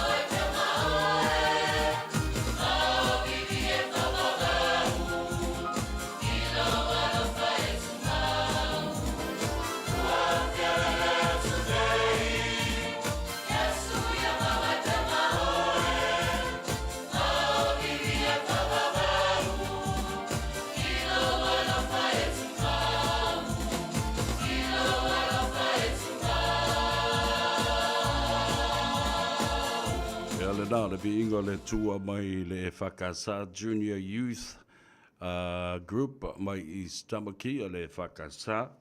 Ia, e te tōlua ina oe I lunga o le ala tele ina ua manawa. Mga ngai fo whaiva o le atunuu I le neia so wharaide. Ia matawa lunga fo I ngā luenga mo le toa tele o tau. Ao kako o kai hau e palu e fo I mara kako. E palu e ia le kako o lo fisa o le tātou awa. A o tātou iai I taimi maale ale ma taimi whaingatā o le atunuu. I le tāpua I ngā Samoa I atunuu I whafo e mese lava I New Zealand, Australia, ma le malo tele o Amerika. Le tāpua I ngā I Aukilani nei. Ua a e ai se tō whā I le fionga I le konsula. Le tama le malo, le fionga I a whemata. Palu salue, po le fionga fo I le suafa I a le malu. Palu salue whaapo le lua. Malona au waa. Whātasi ai ma le mawtanga, so whātasi a whaiwhi au, Samoa I Aukilani nei. Le whono fau Samoa. Ina ia talo ina le mamalu ma le paia mawalunga o Samoa I ona tūlanga whalupe. O e kalesia, e fia. O te itai o e kalesia. O le mamalu I atu mua mapule I tu au ma la taua ainga le tai ma le waa o fonti. O ainga matama.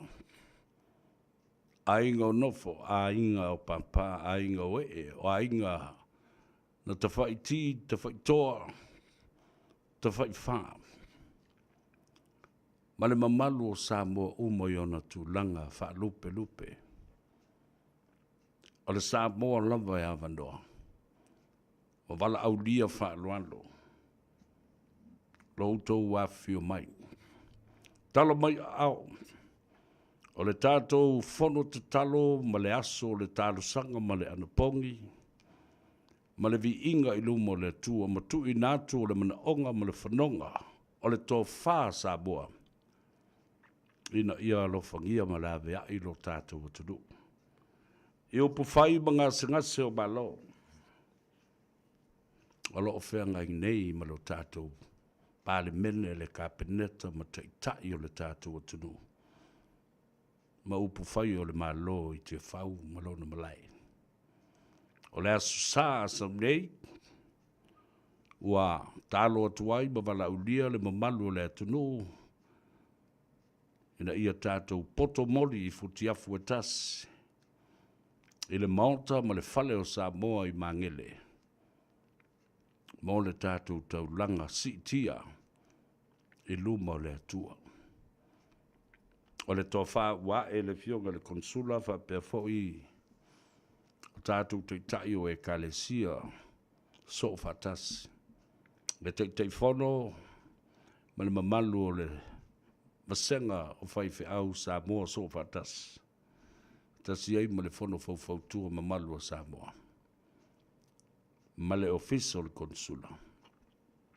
Le atali malo tātou te momoli ai lapa o malo, ma tātou tu I nātu le ngase o Samoa, I luma o le atua, a o le iusu ina, la na fono o le pre-sitting I le asonga fua, ma le fono usu o le palemene mamalu o Samoa, I le asolua. O le tau le itu lae ono, I le afiafi o le asa, ina ua mai a fo I tōna I ma tau mawhitanga ma tali ngā sua, ma sauninga ta itasi a whata whaitaulanga. Ia, o nā whio mai lea ma tala mai au. I le maunta o Samoa, o le a tātou wosi taulanga ai ma whaitaulanga I luma le tua. Mai o te tali tonu, o se tō whāle lei uae, I lana a fionga, I le konsula wao le malo Samoa, tūto tasi, I Aukilani nei ma New Zealand. Ia, ama ia wo, mai lau ainga, Palaulia so se Samoa o lo iai lona fatu ma lona loto ma lona nganga lofa ia Samoa. Ina ia toe fo'i Samoa i lona tūlanga le lei sa iai. Le paia inga lea. Le paia inga lava lea lona sifuru ma le fitu. Lea ua fasilingia e o tātou mawhauwhau ma le mautonu wai. Pe o le a le mea ua tupu. Ai le se mea o tupu. Tau noa i le fioga i le whongaftalai le mawhero inga. Le a tau sa vea. O le whaingo fie ia. O na fo ia o le awhawhita hauli na tūlai mai. Le ngase o malo ua le whetau i ai. Maonga tusa. Le futia ma le umele, i fina ngalo te itai. E le ngate le sunga le lauli o le wale i toa, le fionga i le tumaitai i pāremia, ia, pape na fo i wale sunga tula epa ma le lato fo i tu vai. O lea la, tau na iai se vai fo. E le no fo i ai te itai o le tunu o lo alana ma papa au i fape na fo i le fatu, o le nganga o ta ngata uma Samoa o lo alalam papa o i fafo e meise toru nei au ki lani New Zealand e pei o le no whanga sili lea o na toa tele ai le mamalu o Samoa lo o alalama papa o ai ma vea mo la tu ainga lo na lua. Ia le whaasi silanga le nā tā ua tele ma le whaano alo ma le manatu le autangia mai. Ta wala mai le ofisa o le tātou konsula. Le fionga ia whemata. Le malu palu sa lua e whapo le lua. A pena fo i ma le tātou maftanga so fatasi a whaife au. Ma le fondo fau tua ma malu a Samoa. A iei se tasi e madawia nisi whaamtalanga e marama matiri ai wala au baile i atau sa veo le whailau tusi o le fono fau tua a Samoa. O le olu o tasi, lua iwa wha, fitu iwa, lua fitu. A mawhai o nā ngai mai, ma au mai, ma momoli mai na i tamam tina mātutu o le atunu. O se nau ta inga le lei le nā. Pe a mawhai. O na tātou whaatasi aina. Ma whai taulanga whaatasi manai o tātou ta maam tina mātutua o le atunu. Se i sila ma i ei Samoa. A wao le apu eina lea fo i soundinga. Ma tu ina tu sa o live stream i le lalulangi atoa. Wa amata bea Samoa i au kilani New Zealand nei. E ta talo atu. Ma tu ina atu i luma o le atua. Le ngase a malo lo whengai mai tātou. I lau whanua ma ele o le atunu pele i Samoa. O le tātou tofi. Awa o whea lava e anga i ei Samoa. E tau napa o lava. I ona lau whanua ma lona siusio manga. O lona fatu lea. Ma lona tamari anga. Whapena fui. Lona whaasino manga. Ia, o le talatu le nā, ma le whaasisilanga tāwu o le nā. Ia, ma le telefoni ia e fia malamla mati, li walau mai ia le atau sa vea. O le o lua tasi, lua iwa wha, fitu iwa, lua fitu. E ai, le mata upu tāua, e te tāua o na silafia e le atunu. O leo a mata o na ngai i luma le polokalambe lea ma ua manuia ai nisi o i tātou o mātua na soifua.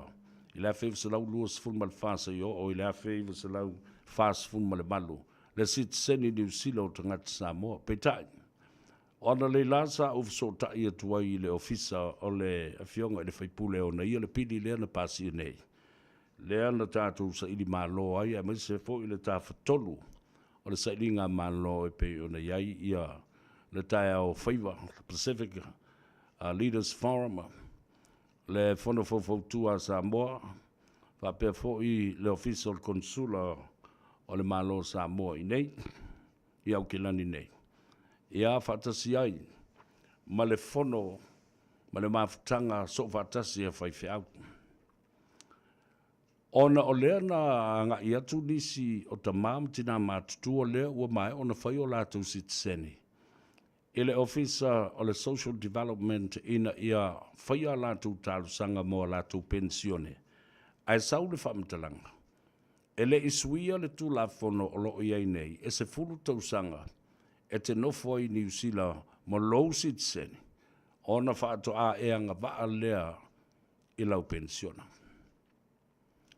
Ia, au te whaamalulu atu Samoa, ai maise au tau o loo a awhia na taupule a langana sa awhia i lau tautalanga. Ma le whaalinga o umanatu i le teimi ele i pāsia le tulafono le nei. E moni au tau. O lea ua amane le tala i ofisa ia o le social development po o le work and income support. E lea nga waa i le whaamrianga tau seleni, a le wanga waa i le whaamrianga o le sitiseni. Ai i le whaamtalanga mai ofisa o Caramel Sepuloni, ma le ofisa o te anau Tuiono. O le vaenga le lang, ina ia tātou ono sa i te isi mai ei lava. O loo ngā lulue i ai ia le malo.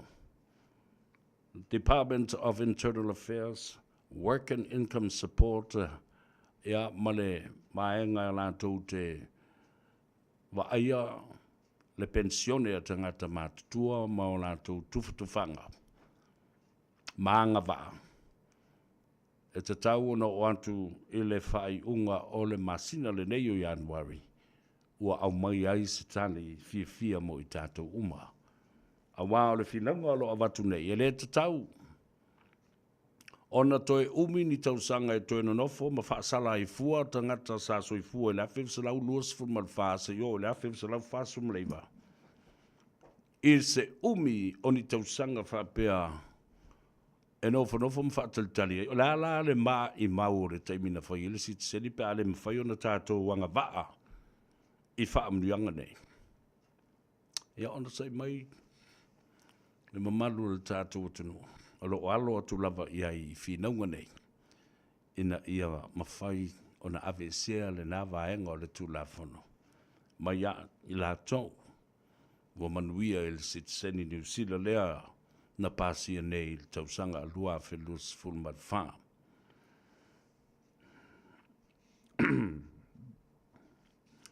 Ia, ana o mai leo o la utala noa i le mata upu lea o le tula fono o le palemene. Pe a whai e whaatea oe e lau pāti wha uwhai. Lea ua mai o na whai le mea le nao. Ai sisi le fwoi. Wa nā o le tofinga pāle mia e a ia i le pāle mene lātou te whaamuta ina.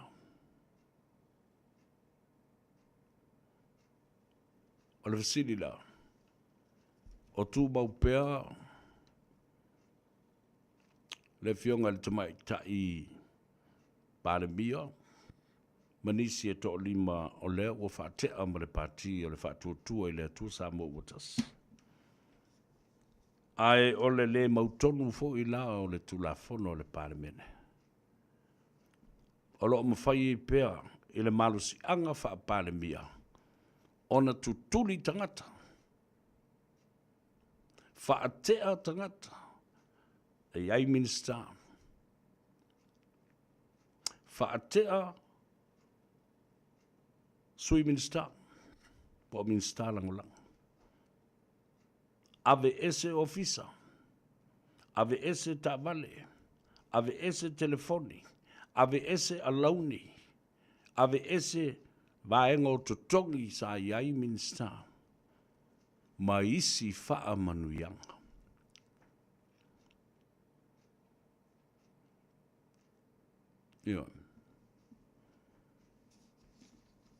O le fasili fo o lo tula i mai le teimile nei. Wha mata ele o le teimile nei o no tupu ai se mea. E whata ape ai le pāle mene. Ai toi o e whai se mea ta o le snap election pa o se whainga pānota wha tope tope. A o le i uma le tausanga muli muli o le nofo inga ma le paia inga le nei. O le talitonunga le atou sa vea pe o na mata le noai ma le fionga i le fongftanai. A tonu ele mawhai o na whai. Sili fo i vaenga ia ma mafuanga ia. Mai le se lau sfuru ma le fitu afe. 5 se lau ma le valu se fulu o tangata au whai o Samoa. E anga vaa i lisi palonto le lua se lau, lua afe lua se fulu ma le ono. E na o le tolu se fulu pasene o mawhai o na toe lesi talaina. I le taimi lea na wha mamama ki lingi ai lola palota a le tunu. A o nei la ina o e whaise whainga palota wha tope tope. E whai o le umi o le taimi e wha talitali e whai ai. A o lea e le i uma o na kilingi uma lola palota mai ngō tangata wa maali liuma i lantou wa tu ua le atunu. A wala saunoanga le nā le fionga i le komisina o whainga palota. Ia tu ia filolo John Stanley. Ele i tai umala ngā ruenga. Ai a sila fōi. O le ale tu ai ngā tupe le tanga iwa sila ia i e whaatino ai le palonta nea. A o lea ele i tai umana le stala tangata. A o whesa wai tupe ia e ave tā pena ai le ofisa mō le whainga palonta whaatope tope. A snap election. E sau le tangata whaila whonga.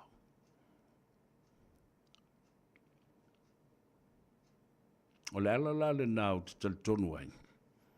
E le tala whea ngai se whainga pānota whaatope tope whapea. E talitonu fōi le whonga talai. E leo toi umi se teimi. O to toi o le nei paia inga. Let the term run out and roll out.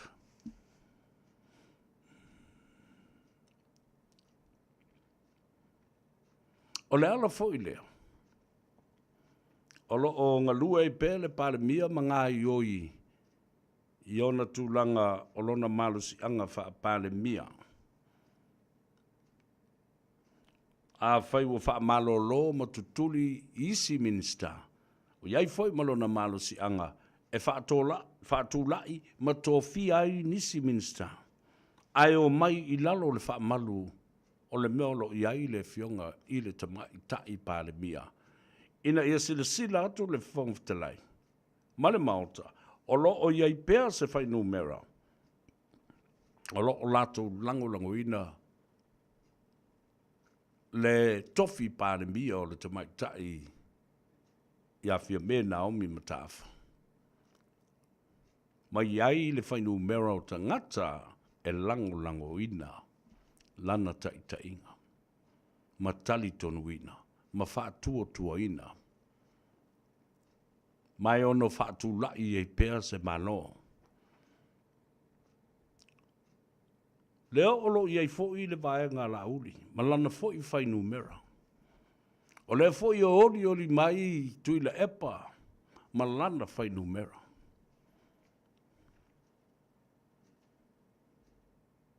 E mawhai wha pewhia. Pe a whai e mawhai o na wha lelei e le fionga le whongwhtalai. Mawhai e se whai unga e tusa matula whono le pāne mene mana maota o ta oto dei. A wā o le mea monia. E o uma tangata nei e toi whai ala tu pālota laiti.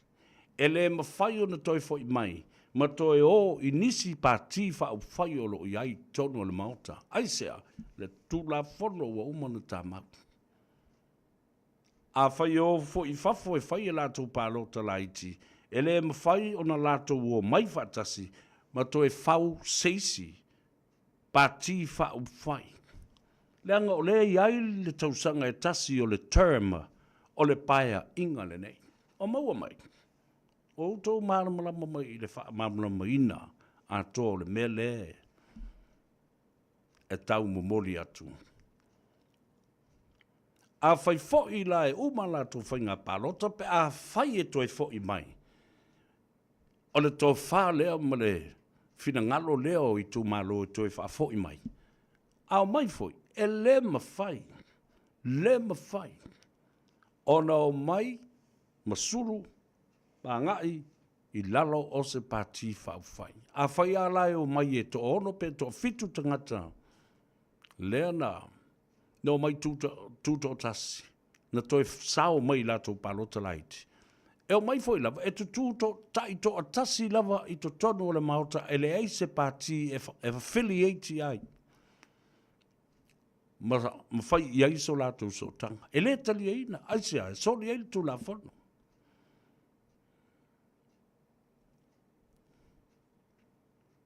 Sila I ai. A fai fo I e palota se mataupu, e palota lava le tangata ia. E lango ina le mataupu po se tulafono teu, pe to tau whaafi, au ane swinga o iai. E le au I le au I o, e te tū lava oe na oe, I loutali tonunga. With your own opinion, and your own say, with your own individual right as a member of parliament, but not a member of a political party. No se silai. Stoinga scenarios la na e tu lai mai. A wai le mawhai. Ona toe fono wha pipi I se pati. A lesi la scenario e ono tu lai mai. O se tala noanga I le wā o fia me ma la auli. Ma wha pēa mai ai. O le atoe le liu le vai o sina ma fo'i le mea na sauai. O le atoe au mai whaatasi le whainu mera. O lo I lima o la auli ma lana vāanga. O le whaatuatua I le atua sa mua uatasi. E toi tu whaatasi ma le whainu mera o lo I lima o le tamai tai pāre mia o leisi vāanga fo'i o le whaatuatua I le atua sa mua uatasi o na maua leo le tasi. Ona toi wha au wau lea wau tonu foi. Tasi la wa ai I le fionga tamai tai pāre. She's tired.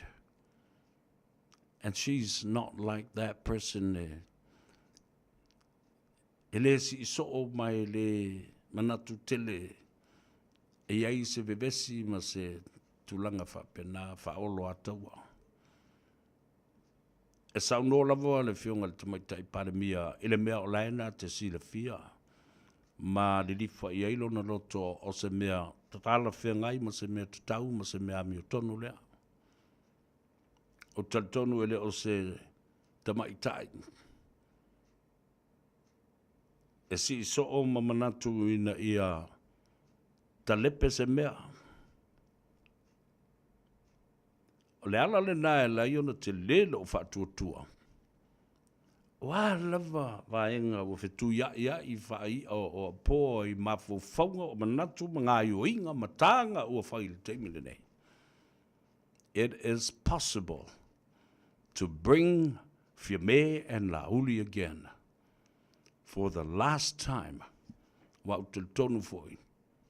Ele toi fialu Fiame se sailingo sisi sui o le o loto whanga I le mautafono ma le pāle mene o Samoa I le si paia ingo o mua mua. I know she's had enough. She's had a good run. She has enjoyed every moment and every step of the way. I can just feel it. She's tired of all the chaos and everything that is going on around her, in front of her, behind her, on her sides. I can just feel that. And giving her a moment of peace a moment to live on the last leg of this race and the last year of the term. Why don't we give her that? Why don't we respect that? Give it all to her and pay tribute to her. Then Lauri can take over. And anybody else can take over. Not again to the Sina. Le upu fo ele le tala. E atunu mafono a pelu ayabao. Never to the Sina again. Le wingo le tala le na. O le o nofo nofo mawhapene atu mato tu le epa ma le vaenga lea ma le lato whai numera. E fia tala noa ia fia me na whai a fia me o lau teimi le nei. A watu le mato whai numera. E wha apipi i atu i te oe. Ma lau whai numera o iei nei tātou te whausia se whai ngā malo. Mō le tausanga muri muri o lo tutoe. Whaau lau tofi pāre mia. Ai au mai ni tofi minister se whape lima mai lau kāpeneta se i tuu i. E wha mamalu o tuaile nei tū. O minister i whafo mai o le kāpeneta. Ministers outside of cabinet. While Fiume is still the prime minister elect.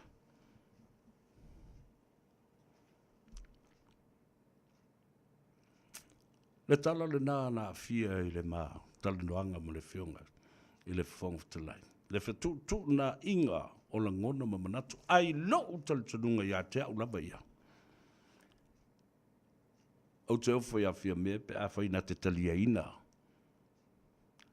Se ofa whape nā tu le epa i to watu ele na whainu mera e watu wai o.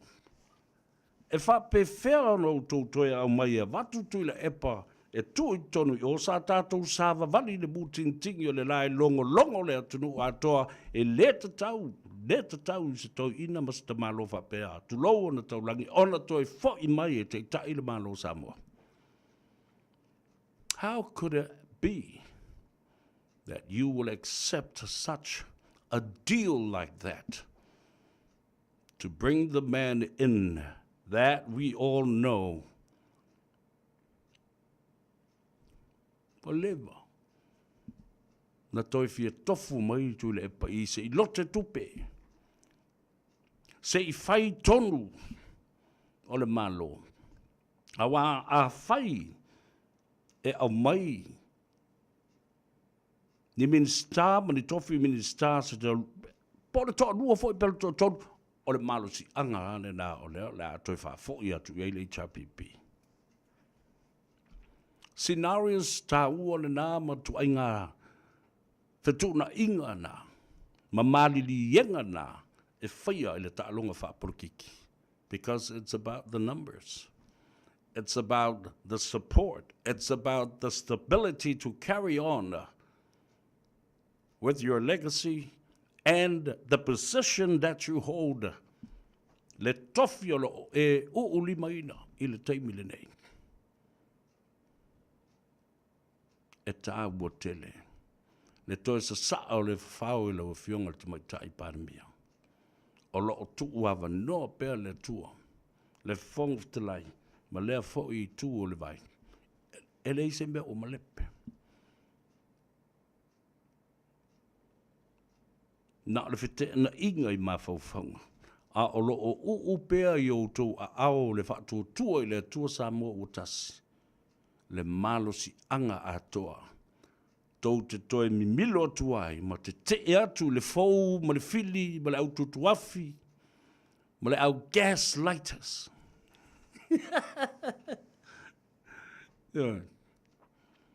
O mai tātou whai tālu sanga i le aso sā sau nei. I le maoto Samoa, i le tāo le tū la, e ono, i le afiafi. Tātou whailoa i ma tāpua i ma le fiafia. Ia maua lo tātou whātuatua. O le awhianga o i tātou uma. I mea lo tutupu mai. O le ala fo le nā o lea tālu sanga o le hawhaia. Ia nofo file mu ai Samoa. O alawa vaenga e bebesi ai. Ma fōringa mai o le a ma sofa le wha. I le vāno nofo Samoa. We pray for the peace of your heart. Awa iei mea wa awhia ai. A whio tātou tangata I mawhau mental illness. A whio tātou tangata I ngase, stroke. A whio tātou tangata I le mautono. Ve vesi ai to tonu o tātou ainga. O mawhtanga, o ekalesia, o uso ma uso tua whine ma tua ngane, ma tua ma whanau. Can't you see the whole scenario? And it is a dangerous precedence that is already setting in now, psychologically, le mautono, physically, including our mental stability, our spirituality, and our way of thinking. Ele lo maila e te tai o le tātou watuno. Le mautonu ma le toa o lo iai tonu o tātou mawhawhau. E whaoso mai. Whaoso ita. Whaoso le fia. E whaoso I mawhawhaunga. Wa le manatu ai ia o onga. Whakirisiano. Lalisi mi o le fia whai mea. E whaatupu masainga ma whaolo ataua I le wā. Domestic violence is a big problem and issue. Committing crimes. Mahalu wha lau le manga langona ma manatu o tangata. A o le tā ua le nā. O lea fo I sauninga. I le tātou whainga tālo sanga I lea so saha. E le ngata ina tātou ta talo ai mō tātou te tai. Ai tātou te ta talo fo'i I tātou lava ma osi taulanga mō isi I tangata e awhi ai I tātou ina ia tātou maua le file mū moni ma le wha maoni o le tua.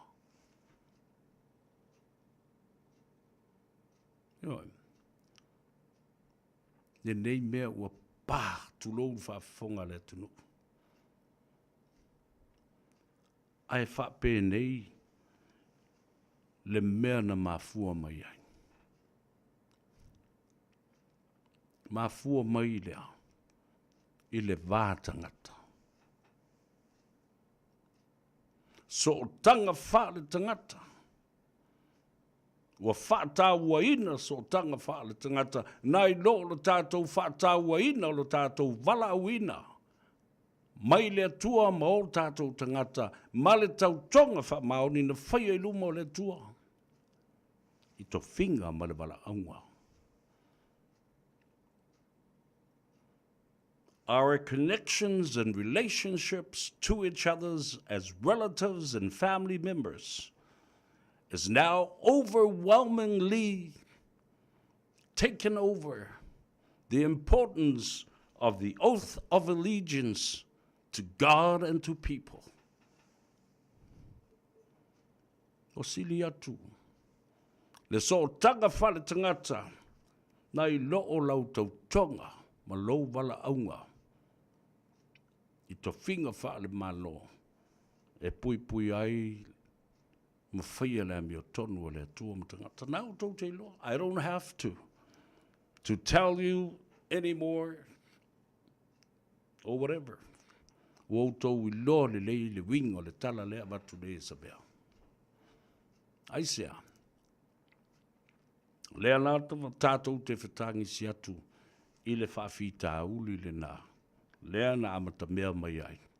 I le whai o se so enga mani mōrianga o se tangata o lewa na laumunu ia. I le oti ai o tu au. O iei la ia leo le matenga ia Samoa ma le malato masalu salu.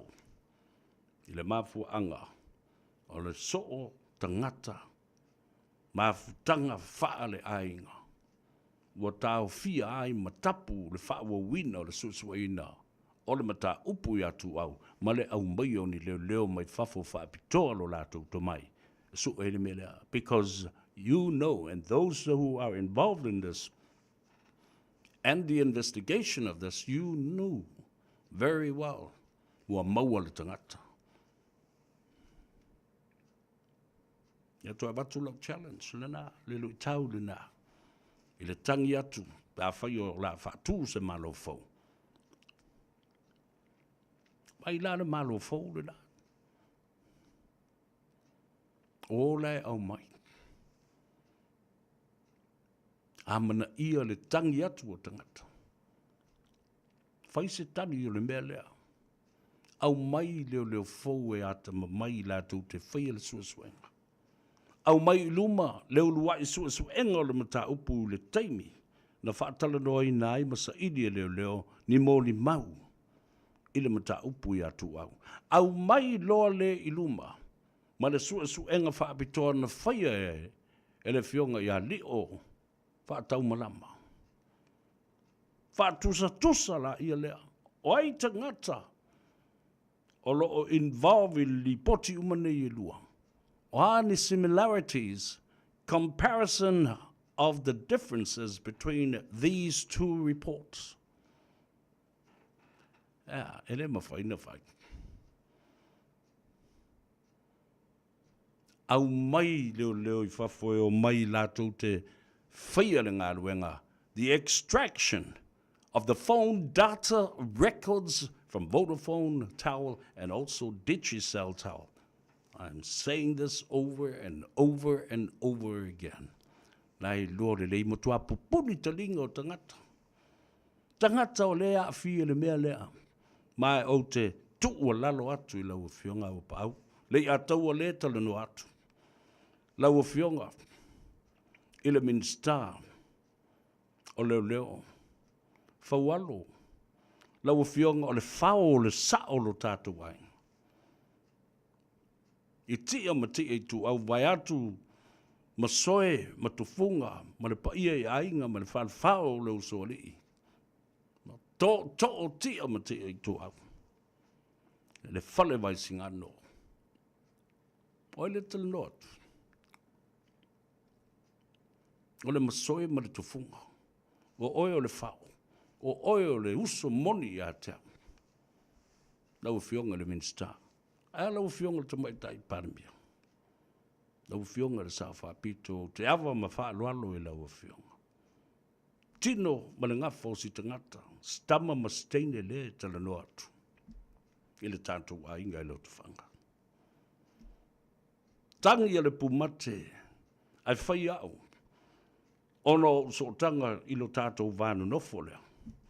Au te tatalo atuai. Ta tala maia le a vei. Ma au maia le whaatuatuanga. I ngā ruenga. Fesosoani mai leo I whafu. Au te tonu o le nā wano whale a sa tui a maa. Le taunu unga o ia I pe ana whaapea o a watu leo I whafu. Atama mai. Forensic investigators and those who will reconstruct the whole accident and scenes of the accident, the testimonies, the witnesses, evidence that were there, if any, left. Phone records and data. Nai whiwai, nai popoli mo ka whiwhi. Ale wa koso mai fo e ku lei mai ai, lei atou sa vea. Ia telefoni, ma tala noanga ma fsota inga, tangata e ona ia telefoni o tal. E maua, au e loa. Au tātou te whalongo e wai, alu alfina ngare li ile e ua na manu malo. Manu ane I lunga ma seis tangata. Lea fo e o te tala noa antua ia, e le bala au mai, mysterious caller from Samoa on the night of the accident. Somebody over here answer those phone. I know that person. I call that person 3 times and left a voice message on those phones. La le whainga tāo le sue o telefoni ma mea nei ma so tanga. Yale na.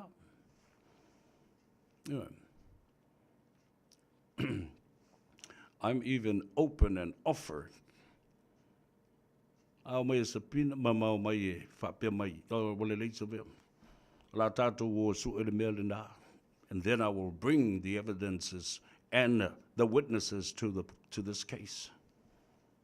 I'm umusu because they know they will find out the truth, including these new people that are whaia batu ni leo leo I whafo. La tau te lango ina la whinaunga lea batu e nei. Ua maua.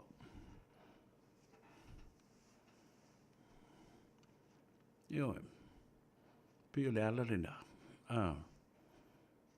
Tate vava ai pea I mata o le nei tama o tu au e pea so ta uso lai titi ai pea o so ta hatari.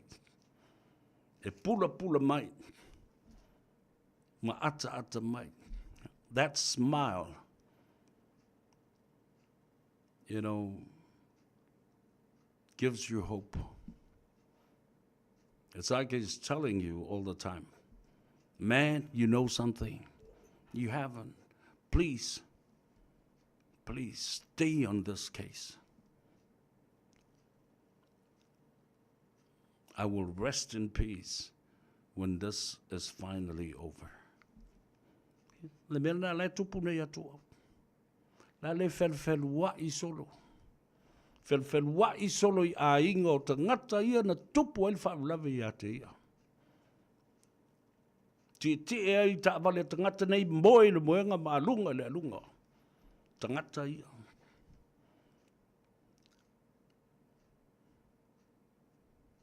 O tau silsila iai. O le anganga ua fia malolo. Ua fia tu ua le lalolangi nei malu watu I pulotu ma le palateiso. Aia. Ele ma whainaro. O le bea le whai e tu au. E fia alu ma awa tu umai ma nganga o tangata ia na tupo ele mea lea. Da whai ua le ma whai una so e tangata ola o lo soifua I lalo nei.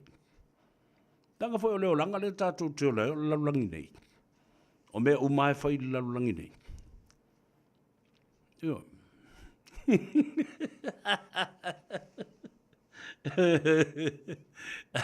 Ei la isi te ngata o lea o a fefe I le whaamisinonga le tua o loa tau lato. I've always said that. Atunu I whafo I le te ngata kerisiano ma matua I vavane ma whaamautu I luma o ni a lato. Tusinga na mango lato taltonunga whapea mai mātou taltonu I le tua whātua I le tua whaavai I le tua kerisiano. I le tangata kerisiano. But I'm telling you, these non-Christian people that have no idea about the principles of the Bible or even God, they fear their conscience. E popole yo lato langona po o lato whaia se mea se ai le fefe le tua. Ai o a lato tau I leo leo. O a lato, they turned themselves in. These non-Christians that had a hit and run accident or accidentally hit somebody or kill somebody, they will turn themselves in. La me le fe samu. That's what gives you a lot. If I vai le tua saba, e tu inatu I lomo le tua. Tu atu pe le tua me uma. Using God's name in vain.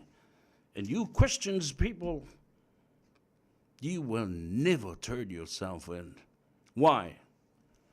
You also have a conscience, but you also have something else. You care about the people and you don't care about God.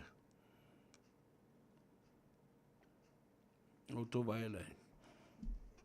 Tō te whewhewe I whai unga matala tangata e whai a te utu. Ai tō te le pole pe tō te whewhewe le whaamsinonga mi o tonu le tua lai sila mai I a te oi. Ia lena. La tātou o tāle pesile. Whaamanuia atu ai fōi. I le manava o ngā ruenga ma le nganga i fō whaiva o Samoa. Ia. Whawhitai i ngā ruenga le lei o lo outou whaia. Whawhitai i lo outou whaamaoni i ngā ruenga o lo outou ngā rurue puno wa i ai. E ui ona whapea o le ngā ruenga malona tauhi. Aolo o sila fo i ai tangata e ona ia ngā ruenga, ma e pule i ngā ruenga. I lau performance, i lau tautua, i lau tāpenanga. E whapena fo i ona tauhi ai o e le numanai. Ia, loi mata i le tuunga mau e mana tua ai le tama o tu au. Ia male ngasu male ngau ngau sā o lo o ufi wha manu ngase pēa ai le au whai ai le ami o tono.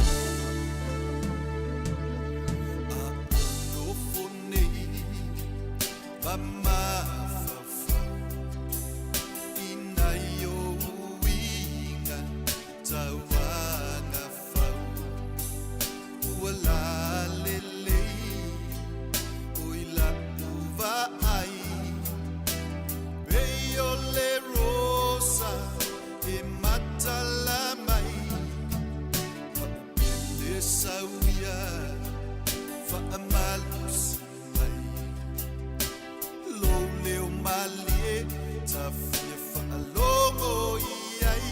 O alata lata, o na o moe. E mana tua pelo o loto. E le alofa mawhana, e fusi ai. O e ma, uia soi ngatai. O na lafi le lofa, o ta ua loto. E manu malo, le ti apo.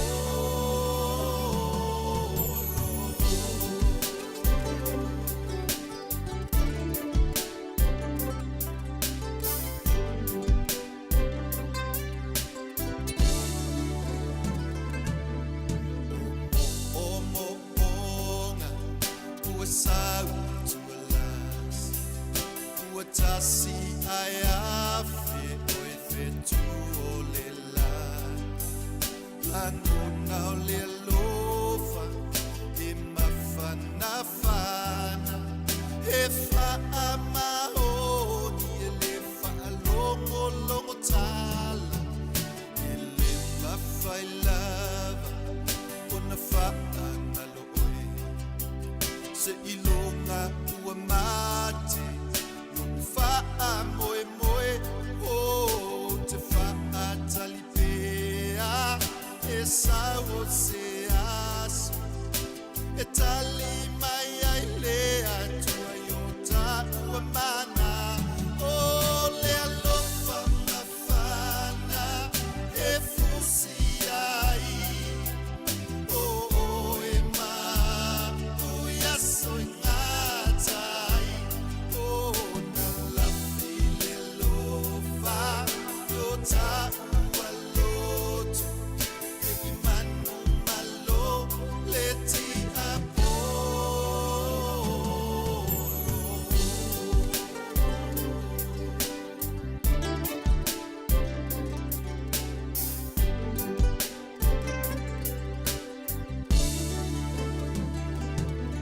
O le ase au ngā, o le fatu na toto. Ai lama le fili, le whaatu i lalo. Ua na o manatu, tau whaaleanga. He le se ai lama le ti o tala. Ai sau ia oe, ta whaatofa. Ia tu o Yehova, lo tava o lo fanei, o lo fana. Tofa ia manu, ia lau misiona. O le alofa mawhana, e fusi ai. O e ma, uia soi ngatai. O na lafi le lofa, iota ua loto. E manu malo, le ti apo. Le lofa mawhana, e fusi ai. O e ma, uia soi ngatai. Ia le nā, whawhiwhianga sui whiwhiloi o le manawa ngā ruenga ina ua tāua lunga. Ia mga ngaifo ia whaimo Samoa i le Day Asparele, a ngā i atu mo le tātou mano longa fōi o le whaiunga le vai aso i le asua te au mo le aso sā i tāpua inga fōi. Ia ai pangarea, ele ase me tu tātou te whainoa i fōi i le asua te au i le tātou a palun ka ko abakaya fatalo fatu lo fionga le uso moangutia the Rose Dominico ya fa pena fo i ale ftelenga ya au ya ma auto umo i tato uso matua fa fili ma le tato wahinga i le tai ma le va fonti ya ma tato minister fo na wutu lai mai sa ufia su ina le pese le sunga ya tofi fa sofia ia e winga i le mata upule ne ia Sam. O Samuelu Maparapa. A le whātua wai atu nei i le vi i fo i a le sunga a misiluki sua, tolu mana be. Ua whaasa o loto i a Parapa, ai loka i a sitama o Samuelu. Ia le na, rafa mai le tua wai lua tusa so tātou manuia. Tātou whei loa i fo i le lofisa o le tāno awa i le aso a tai au e te maua i le sao. Whaftai atu le neiva i aso atoa i le langolango sua ma le whaafunga tāpua i mai e le atunu i le nganga i fo whaiva i na ua manawa ngā ruenga. Tātou tuu i lumo le tua ma whaamna tupea i a le nā sauni ngā lotu tātou wosi ngā taulanga i le asa saunei le tau li tu lai ono i le afiafi i le maota o Samoa i Mangele. Wa moe moe o le amusuia o e le nganga le tua i te fio mai. Su mai tātou whaitau langa whatasi. Ma tu i nātu i luma o le tua. Whamangalo se leo o le au nei le atou se vea. Se yuli so alo mulitalo le ulua i ali i pestata mane langi. Walawa koe nganga ingo. Al Harrington tu manwao le vea wha talo whatu le tapo i ngā sio tina pele le ulua i ali i. So alo la feitele o whapale so alo la vea o lo o tapua i mai i roi maka mai lava i langa Facebook ma langa YouTube so le kalo whae malo after i ngā ruenga le lei wa me silfu wa lo asi i al Pacific Easy Money Transfer pole ria ngā wale le kuisi kama wale pensini me le tona i o le asa ia ma a kose mea kongi foi ma lau sfuruai. Ia. Ia, alo fatu mo lau tua fine pele le sunga le pari tele teo lata fale Marilyn Lavea. Ese le tua ngase ia mati ngā fau i o le tino. Ia ma uiko ingu kuoso ia kia umarikele i o mai ia ki oe. Boelo. Atalo whapitoa i lo uso. Le ulua i ali. Lolo vai, ia po le ftalinga fo ia whale a whanga po le tō whafo ia so alo. Lolo vai leu tele so alo, ia man le whaletua ia tangwai. Ia whapea fo ia le tawaitai o Avei. Hello Avei, ia ngal whamwe moe la mousa teimi tātou te whenua i fo i ma ofo lofa, ia ma tātou whenua i ma le fia. Lo fo ia su tātou te le whelai. Ia ai whamui moe i maua le manos. Ia i lau tō whawhale a whanga po lau futalinga fo i so alo. Leu lua i ali i lolo vai ai malo so alo leu tele. Ia ma le tā whaonga fo i le nei teimi o le tau sanga o le i toi tali watu. Whatino tiu te mga ruenga lo o tau tua ai i le tātou malo. Le mata ngā ruenga o leo. Ia o le pese lea. Fa madui atuai. Fa mangalo se leo se vea. Fa fo i mai upu o le atua. Si ave ka fa le leima koe fa mamango e mai fo i kai au koe fa au ngā. Ea. Lungo le Apia Folinga YouTube channel and our Facebook page. Thank you. Thank you for your support and thank you for keeping me company. Your likes, your sharing and also your comments. I love reading your comments. I'll see you tomorrow at the Tano Ava. Tomorrow at 12. Same time, same place, right here at the Voice of Radio Samoa, 1593 AM. So long. See you tomorrow.